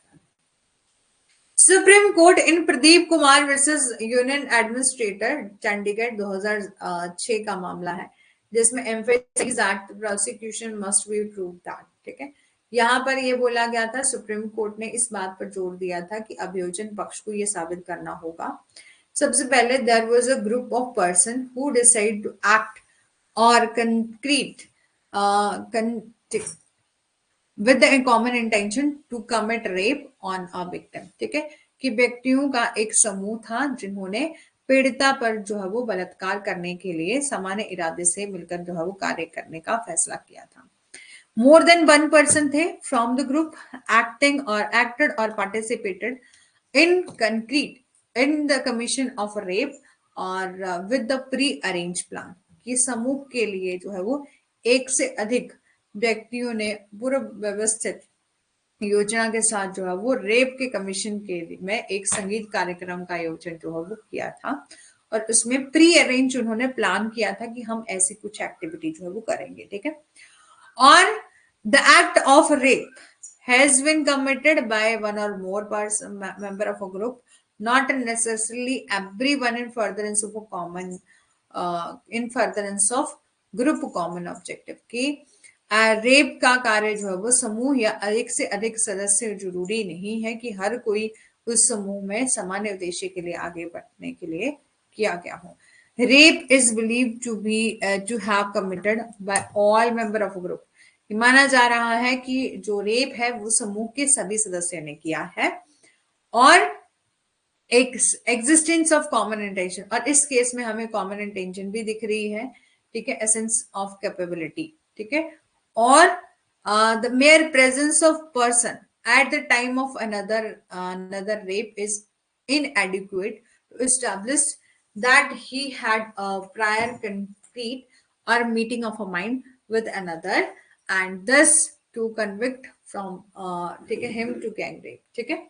ये कहा कि उसके पास दूसरों के साथ पूर्व संगीत कार्यक्रम या मन की बैठक यानी कि state of meeting of mind इस प्रकार उस उन सभी पर्सन को जो है ग्रुप या गैंग रेप के लिए दोषी जो है वो ठहराया गया था।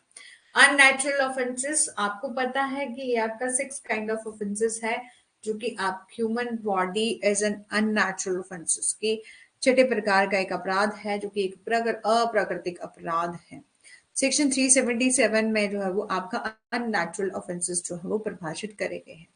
हाउसएवर वॉलंटरली हैज ठीक है, यदि कोई पर्सन जो है वो कोई ऐसी गलत जो कि कोई भी व्यक्ति स्वेच्छा से किसी पुरुष, महिला या जानवर के साथ प्रकृति की व्यवस्था के खिलाफ जाके जो है वो ऐसी कुछ एक्टिविटी करता है, सेक्सुअल इंटरकोर्स करता है, तो उसको जो है वो,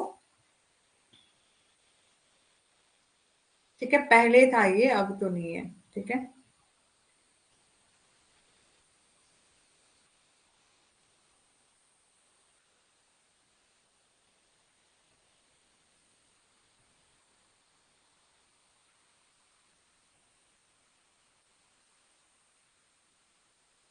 ठीक है, क्योंकि आपको पता है जो section 377 of Indian panel code है इसको डीक्रिमिनलाइज कर दिया है same sex relation between the consenting adults, ठीक है।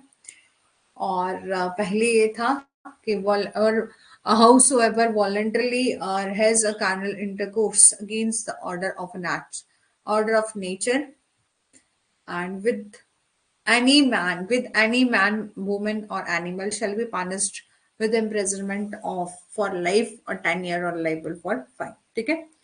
और ये सेक्शन है डील करता है जैसे पनिशमेंट फॉर सोडोमी, वर्गरी और ब्रिस्टैलिटी, ठीक है, कि सोडोमी की और ब्रिस्टैलिटी के लिए जो है वो सजा से संबंधित है।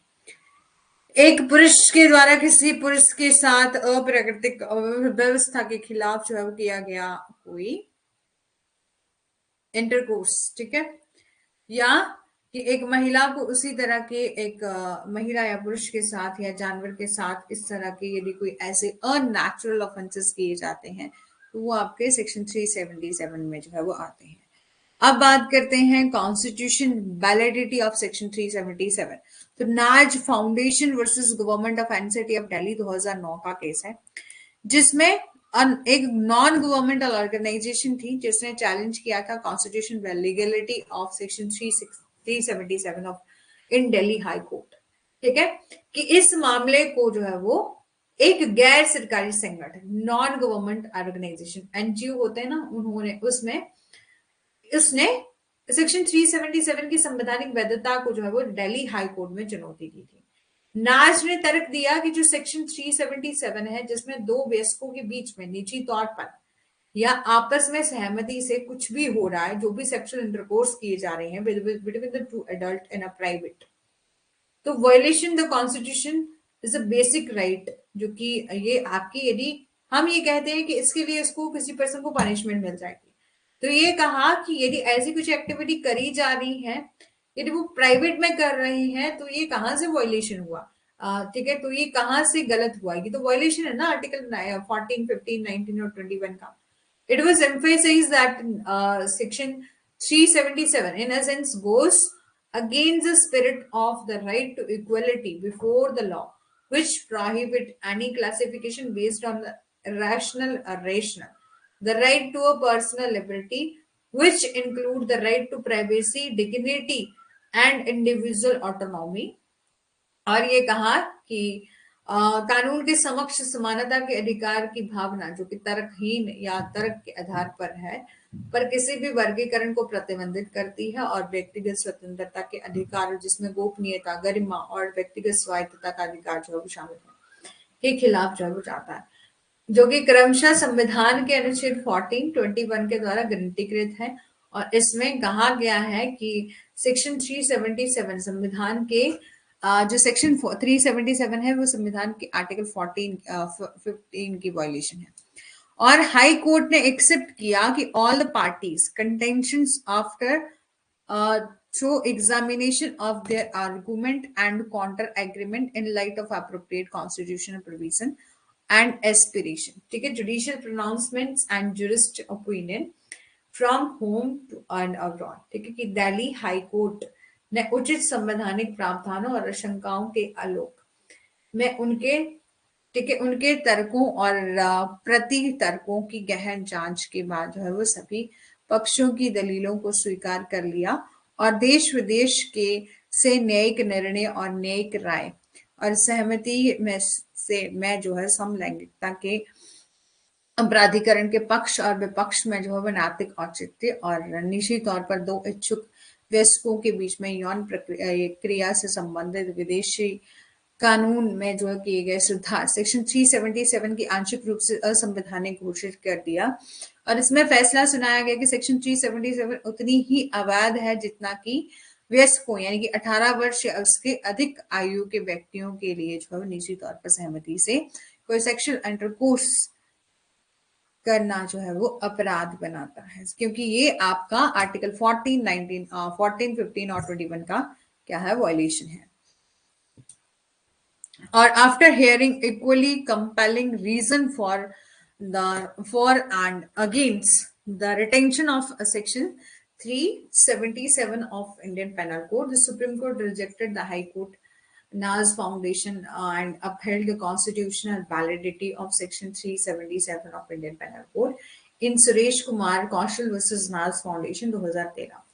ठीक है, आईपीसी सेक्शन 377 को बनाए रखने के लिए पक्ष और विपक्ष के समान रूप में जो है वो बाध्यकारी कानूनों को सुनने के बाद सुप्रीम कोर्ट ने दिल्ली हाई कोर्ट की नाज फाउंडेशन डिक्टम की को खारिज कर दिया, और सुरेश कुमार कौशल एंड नाज फाउंडेशन 2013 में आईपीसी सेक्शन 377 की संवैधानिक वैधता को बरकरार रखा। 2018 में सुप्रीम कोर्ट ने लैंडमार्क रूलिंग दिया, लैंडमार्क जजमेंट दिया नवतेज सिंह जोहर वर्सेस यूनियन ऑफ इंडिया 2018। इसमें डीक्रिमिनलाइज कर दिया all consensual sex among the adults including the homosexual sex, and the court maintained the section 377 provision that make non-consensual action or sexual act on animal illegal। Section ये बोला 2018 में भारत के सर्वोच्च न्यायालय में नवतेज सिंह जोहर और अन्य के मामले में ऐतिहासिक फैसला सुनाया 2018 के मामले में समलैंगिक यौन, ये जो कि आपके सेम सेक्स, ठीक है, समलैंगिक यौन संबंधित वयस्कों के बीच में जो सहमति वाले सेक्सुअल ऑफेंसेस या सेक्सुअल कुछ एक्ट किए जाते हैं उनको अपराध की श्रेणी से बाहर रख दिया गया, और अदालत ने सेक्शन 377 के प्रोविजन को that make a non consensual action और सेक्सुअल एक्ट ऑन एनिमल और इलीगल, ठीक है, और अब है आपका क्रिमिनल लॉ अमेंडमेंट बिल 2019। ठीक है, समझ आ रहा है? ऊपर ऊपर से तो नहीं जा रहा है।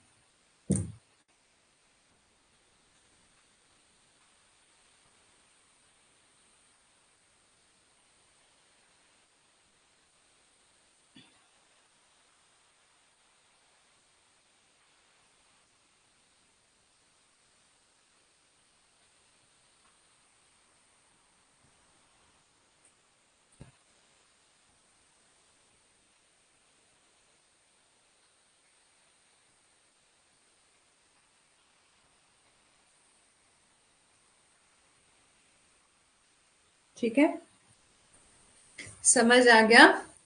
क्रिमिनल लॉ अमेंडमेंट बिल 2019 है।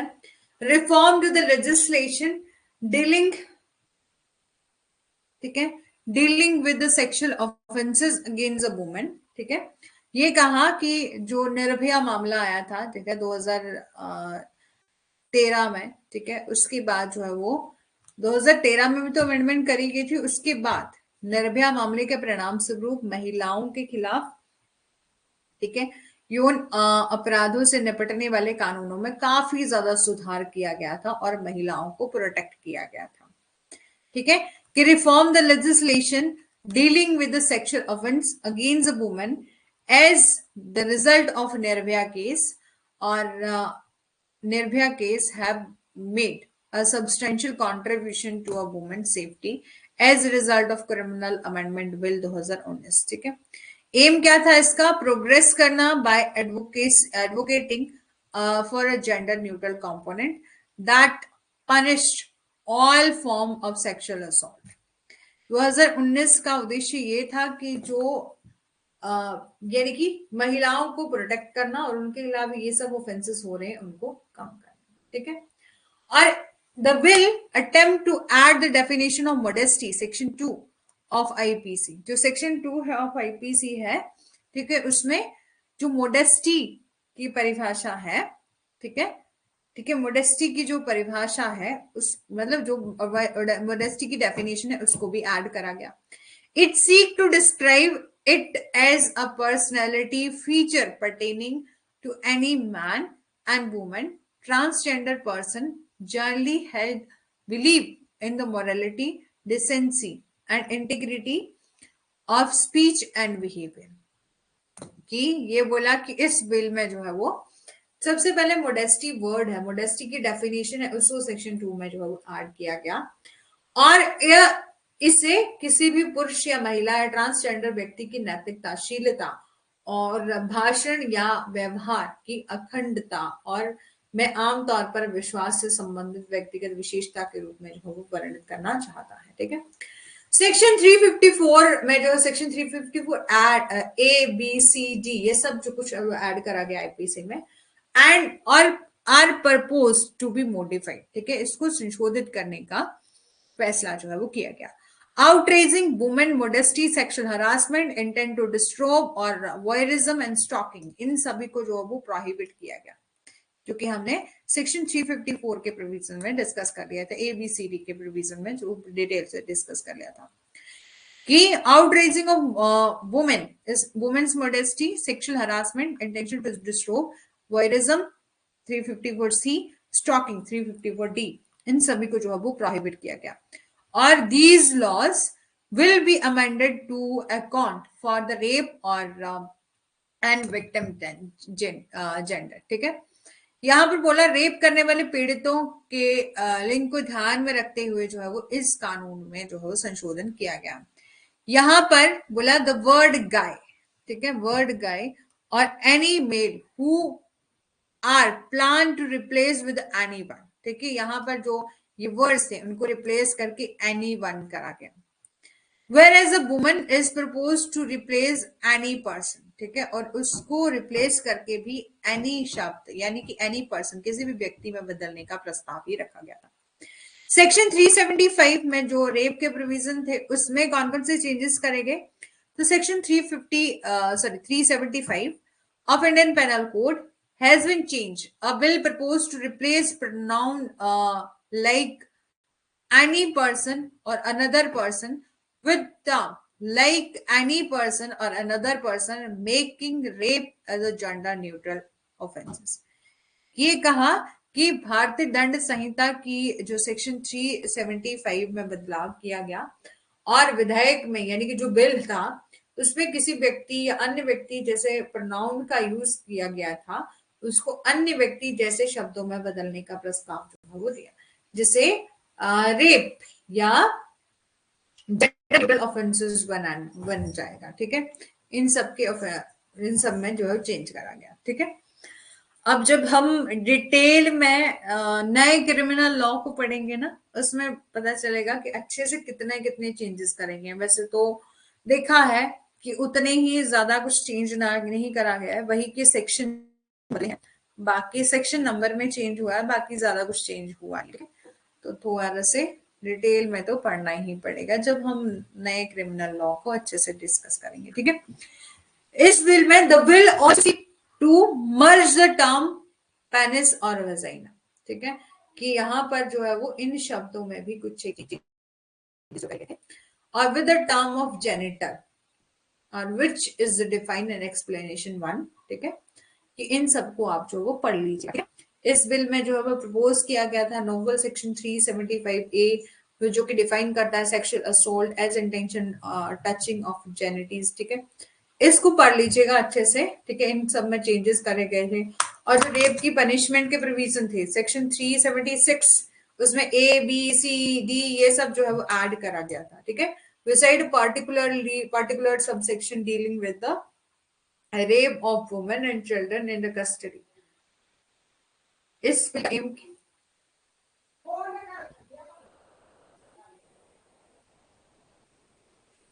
बिल का एम क्या है? Gender neutralise the crime listed in section 376A, B, C, G of IPC by replacing one woman and any person. Punishment क्या दी गई है? Offences, punishment for offences against the human body. कौन कौन सी punishment है? तो 5 kind of punishment है। ठीक है, सबको पता है 5 काइंड ऑफ पनिशमेंट है। ठीक है, ये पनिशमेंट आपका लास्ट टॉपिक है। फिर कल से हम ऑफेंसेस अगेंस्ट प्रॉपर्टी जो है वो डिस्कस करेंगे। ठीक है, इस तरह से चैप्टर वाइज कंप्लीट कर लेना है, जिसमें हम प्रॉपर्टी से रिलेटेड जितने भी ऑफेंसेस होते हैं वो डिस्कस करेंगे। ठीक है, punishment for offences against human body section 53 of IPC में प्रेस्क्राइब करे गए 5 काइंड ऑफ पनिशमेंट। सबसे पहले डेथ पेनल्टी, दूसरा लाइफ इम्प्रिजनमेंट, तीसरा इम्प्रिजनमेंट। ठीक है, रिगॉर्डस और सिंपल, फॉरफीचर ऑफ प्रॉपर्टी। आवाज आ रही है आपको? फॉरफीचर ऑफ, ठीक है, तो ये सब 5 टाइप ऑफ पनिशमेंट बताइए। सबसे पहले आपका डेथ पेनल्टी। डेथ पेनल्टी जी मैम आ रही, अब नहीं आएगी। ठीक है, चलो, डेथ पेनल्टी मृत्यु दंड, लाइफ इम्प्रिजनमेंट उम्र कैद, इम्प्रिजनमेंट जिसमें रिगोरस और सिंपल जो है वो बताया गया। ठीक है, फॉरफीचर ऑफ प्रॉपर्टी और फाइन। ठीक है, फाइन मतलब अच्छा नहीं, फाइन मतलब पैसे वाला फाइन, जुर्माना जिसको हम बोलते हैं। ठीक है, वो सब। ठीक है, chapter number 3 of Indian Penal Code 1860 titled Punishment deal with the various type of offences rigorous ranging under section 3 ranging section 53 to 75। ठीक है, कि भारतीय दंड संहिता 1860 का अध्याय 3 जिसका शीर्ष जो है वो सजा है, और इस धारा सेक्शन 53 से लेकर 75 तक विभिन्न प्रकार की सजा से संबंधित है। सबसे पहले आता है आपका कैपिटल पनिशमेंट। ठीक है, जब हम थ्योरी ऑफ पनिशमेंट पढ़ेंगे ना तो वहां पर भी इन चीजों को दोबारा से डिटेल में जानेंगे। ठीक है, लेकिन याद रख लीजिए। ठीक है, तो और हमारे इंडिया में capital punishment rarest of rare cases में मिलती है, आपको पता है ना। तो the taking away of the offender life as a penalty for an offences is known as a capital punishment, कि इसी अपराध के लिए दंड के रूप में जो है वो अपराधी के जीवन को छीनना मृत्यु दंड के रूप में जो है वो माना जाता है। It is only given in the rarest of rare cases, ये जो है वो रेयरेस्ट ऑफ रेयर केसेस में जो है वो दिया जाता है। It may be impose as penalty for the following offences, इसको जो है वो इम्पोज किया जाता है, यानी कि अपराधों के लिए दंड के रूप में जो है वो लगाया जा सकता है। सबसे पहले waging war against the government of India, section 121, ठीक है, कि वेजिंग वॉर, ठीक है, कि भारत सरकार के खिलाफ जो है वो युद्ध छेड़ना, waging war against the government of India, section 121, ठीक है। यहाँ पर ये ऑफेंसेस होंगे तो आपको डायरेक्ट क्या मिल जाएगी, यानी कि किसी पर्सन को डायरेक्ट क्या मिल जाएगी, कैपिटल पनिशमेंट जो है वो मिल जाएगी।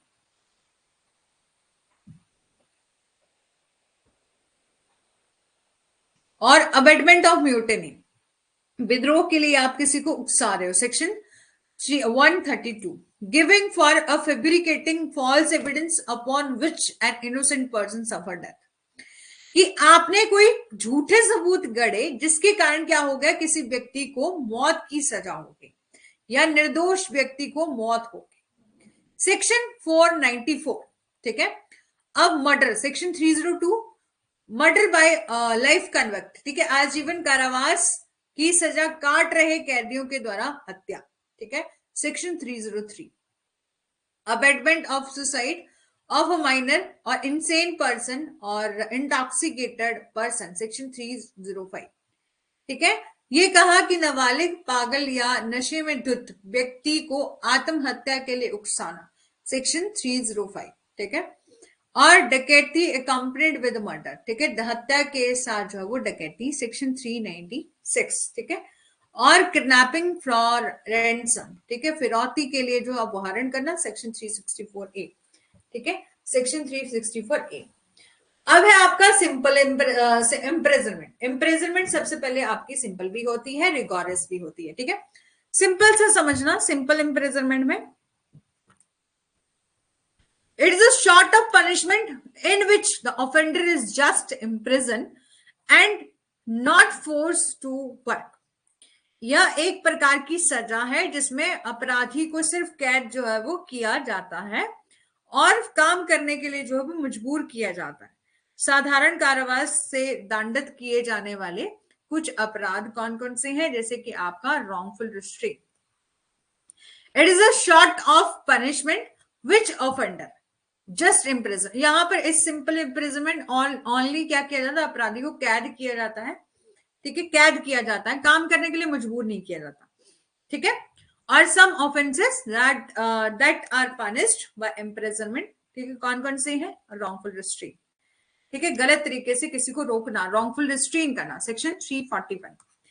और uttering any words on making any sound gesture with the intent to insult the modesty of woman, कि आप किसी महिला को उसकी मोडेस्टी का अपमान कर रहे हैं, इंसल्ट कर रहे हैं, कि इरादे से कुछ ऐसे इशारे कर रहे हैं, कुछ ऐसे वर्ड्स जो है वो, यानी कि कोई वर्ड अटरिंग कर रहा है, अटरिंग होता है आवाज निकालना, कि कोई ऐसे शब्दों की आवाज निकालना, कोई वर्ड्स जो है वो कहना, कोई साउंड, कोई गेस्चर आप कर रहे हैं इस इंटेंशन से कि आपको किसी वुमेन की मोडेस्टी को इंसल्ट करना, section 509। Misconduct in public place by drunken person, कि शराबी व्यक्ति के द्वारा सार्वजनिक स्थान पर दुर्व्यवहार, ठीक है, सेक्शन 510, ठीक है। डेफामेशन, किसी को डिफेम करना, section 500, 501, 502। Dishonest misappropriation of property, dishonest बेईमानी तरीके से संपत्ति का बेईमानी से दुरुपयोग करना, सेक्शन 403, ठीक है। उसके लिए क्या मिलेगी, सिंपल इम्प्रेजनमेंट मिलेगी। सिंपल इम्प्रेजनमेंट में क्या होता है, काम नहीं करना पड़ता, बिल्कुल सिंपल सी इम्प्रेजनमेंट जो है वो मिलती है, ठीक है। अब है आपका रिगोरस इम्प्रेजनमेंट। रिगोरस इम्प्रेजनमेंट क्या है,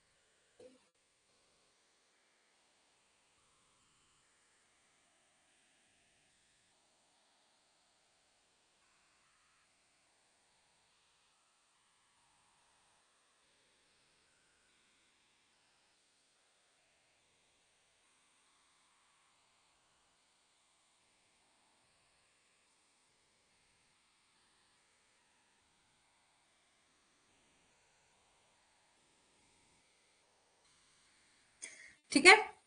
तो रिगोरस इम्प्रिजनमेंट में, सिंपल इम्प्रिजनमेंट में हमने देखा कि कोई आपको पनिशमेंट यानी कि काम नहीं करना पड़ता, सिंपल आपको सजा काटनी पड़ती किसी पर्सन को, ठीक है, जिसको भी सजा होती है। लेकिन रिगोरस इम्प्रिजनमेंट में क्या होता है, एक ऐसी टाइप ऑफ इम्प्रिजनमेंट होती है जिसमें फोर्स किया जाता है कि आप जो है वो मैनुअल लेबर का काम करो, परफॉर्म करो कुछ मैनुअल लेबर का काम, ठीक है, सच एज ग्राइंडिंग ग्रेन और डिगिंग और कल्चर कटिंग वुड, ठीक है, कि इस प्रकार अपराधी को अन्य चीजों के अलावा अनाज पीसने, खुदाई करने, लकड़ी काटने जैसे कि शारीरिक श्रम करने के लिए जो है वो मजबूर किया जाता है, ठीक है। In case of State of Gujarat versus state of high court of Gujarat 1998 का मामला है, ठीक है, 1998 का मामला है। The imposition of hard labor on intimates undergoing rigorous imprisonment was found to be constitutional. It can be awarded in the following offenses. ये कहा कि गुजरात राज्य जो है वो versus state of Gujarat versus high court of Gujarat 1998 का मामला है। इसमें यह कहा गया था कि कठोर कारावास से गुजर रहे कैदियों पर जो है वो कठोर श्रम लगाना संवैधानिक पाया गया था, ठीक है। और कौन कौन से ऑफेंसेस हैं जिसके लिए रिगोरस इम्प्रिजनमेंट मिलती है, तो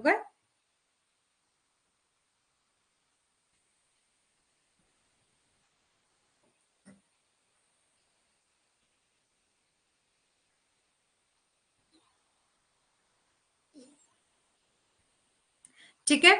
तो सबसे पहले kidnapping in order to murder, ठीक है, कि kidnapping in order to murder section 364 की हत्या के लिए अपहरण यदि आप कर रहे हो, रोबरी कर रहे हो, डकैती कर रहे हो, और डकैती 395, ठीक है, और house breaking in order to commit an offence punishable with death, ठीक है, सेक्शन 449 कि मौत के साथ जो है वो दंडनीय अपराध करने के लिए गृह वेतन की हाउस ब्रेकिंग कर रहे हो in order to commit offence punishable with death, ठीक है। ये था आपका सिंपल और आपका ग्रीवियस, ठीक है, रिगोरस, सॉरी, ठीक है, रिगोरस। सिंपल में आपको सिंपल सजा काटनी पड़ती है किसी भी पर्सन को। रिगोरस में क्या होता है कि सजा के साथ साथ जो है वो आपको लेबर का काम करना पड़ता है, जैसे कि अनाज पीसना, खुदाई करना, लकड़ी काटना जैसे शारीरिक श्रम करने पड़ते हैं, ठीक है। फिर है आपका कि इम्प्रिजनमेंट, ठीक है, imprisonment for life. Imprisonment for life imply करता है that offender will imprison for the rest of his और हर नेचुरल लाइफ, ठीक है। आजीवन कारावास का अर्थ है कि अपराधी को उसके प्राकृतिक जीवन के बाकी हिस्सों के लिए जो है वो कैद किया जाएगा, आजीवन कारावास की, आपको सारी उम्र जो है वो जेल में रहना पड़ेगा। सेक्शन 57 में जब हम बात करते हैं, ठीक है, 57 में जब हम सेंटेंस ऑफ लाइफ इम्प्रिजनमेंट को काउंट करते हैं तो ओनली फॉर कैलकुलेटिंग पर्पस हम देते हैं कि 20 साल की, 20 साल की सजा के बराबर है। हालांकि जो सजा जो आपका आजीवन कारावास है वो आपका होल लाइफ होता है, जितनी भी आपकी लाइफ बच गई आपको जेल में काटनी पड़ेगी। लेकिन सेक्शन 57 के तहत जब हम सेक्शन 57 में काउंट करते हैं, कैलकुलेट करते हैं, calculating for the purpose of calculating correction of the period of punishment, life imprisonment is equivalent to 20 years of imprisonment. Otherwise the sentence of life imprisonment is unlimited duration, ठीक है, और अन्यथा जीवन आजीवन कारावास की सजा जो है वो असीमित अवधि की है, ठीक है। अब है आपका forfeiture of property. Forfeiture of property, ठीक है, संपत्ति जो है वो जब्त करना, confiscation of property as a punishment has a long standing past, ठीक है, यहाँ पर बोला कि सजा के तौर पर जो है वो संपत्ति जब्त करने का पुराना अतीत रहा है। सेक्शन 53 ऑफ आईपीसी में जो है वो फिफ्थली जो आपका मेथड बताया गया, पनिशमेंट बताई गई थी फॉरफीचर ऑफ प्रॉपर्टी, जिसको रिपील कर दिया गया और डिलीट कर दिया गया सेक्शन 61 एंड 62 को इस कोड से। और absolute seize of offender property no longer a method of punishment, ठीक है, कि और ये कहा गया अपराधी की संपत्ति की पूर्ण जब्ती अब सजा का तरीका नहीं है। और दूसरी और भारतीय दंड संहिता में 3 अपराध हैं और जिसके लिए अपराधी अपनी जीवित संपत्ति जो है वो जब्त करने के लिए उत्तरदायी है, ठीक है। इसको रिपील कर दिया गया था हमारे कोड से, ठीक है, इंडियन पेनल कोड से।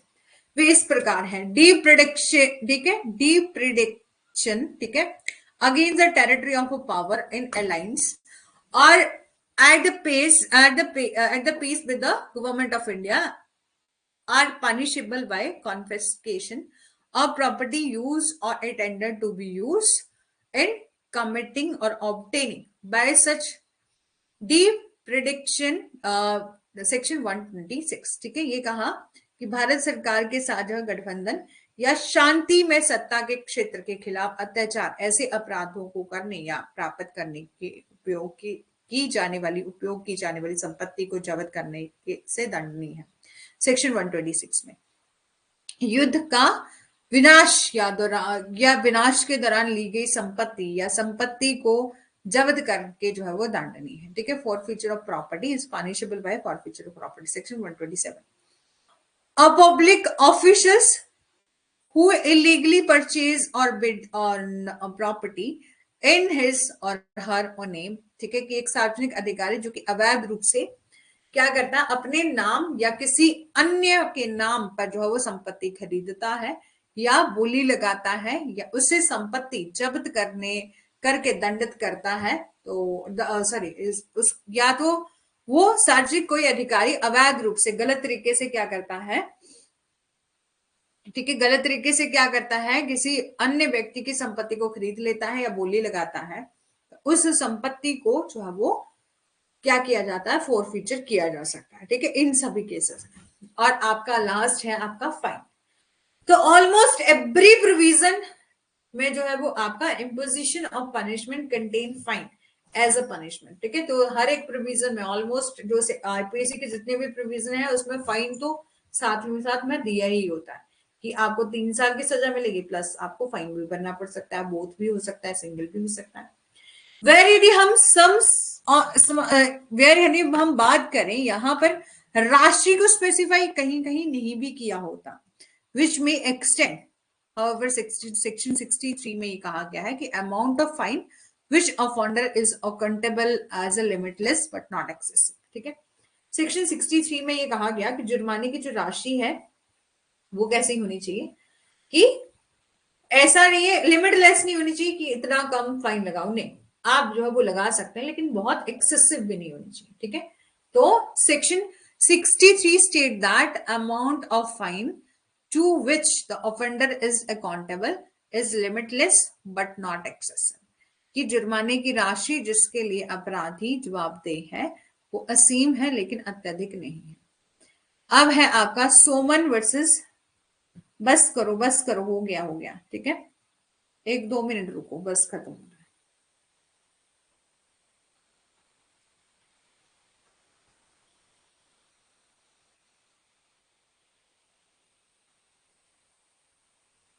ठीक है, 1 मिनट रुको, बस खत्म हो गया।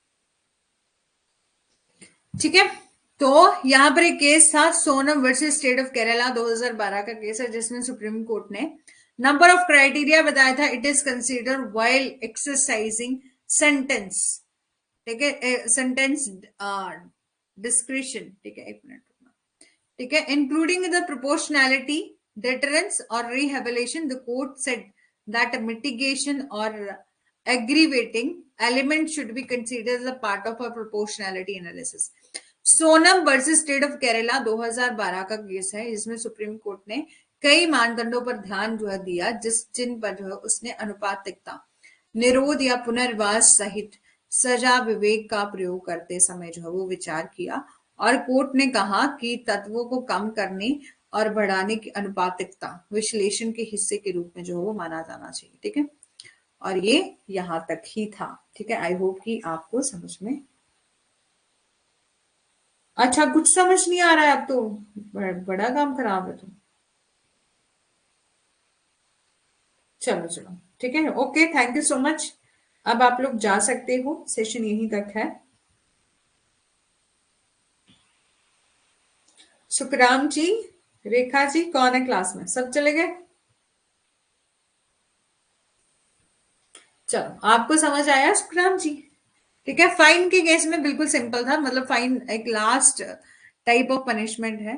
ठीक है, फाइन मतलब सेक्शन 63 में ये कहा गया है कि आप फाइन लगा सकते हो जो कि आपका अकाउंटेबल हो सकता है, लिमिटलेस, कि आप जितना मर्जी फाइन लगा सकते हो लेकिन एक्सेसिव नहीं लगा सकते। ठीक है, तो यहाँ पर इस एक मामला था जिसमें सुप्रीम कोर्ट ने कई मानदंडों पर जो है वो ध्यान दिया था, जिस पर जो है वो अनुपातिकता, यानी कि आप प्रोपोर्शनैलिटी के बेस पर जो है वो फाइन लगाओगे। फाइन लगाते समय आप ये देखोगे कि कितना लेवल, मतलब कितना टाइप ऑफ ऑफेंस उसने किया है, कैसा ऑफेंस किया है। ऐसा नहीं है कि उसने 10 रुपए की चोरी करी और आप 1000 रुपए उसको फाइन ही लगा रहे हो, या 100-200 रुपए की चोरी की है उसने और आप 1000 रुपए जो है उसको फाइन ही लगा रहे हो। ठीक है, तो इतना एक्सेसिव में जो है वो नहीं होना चाहिए। ठीक है, ये इस केस में बोला था। ठीक है, thank you so much ma'am, thank you जी आपको भी। ठीक है, और बाकी थैंक यू सो मच। ठीक है।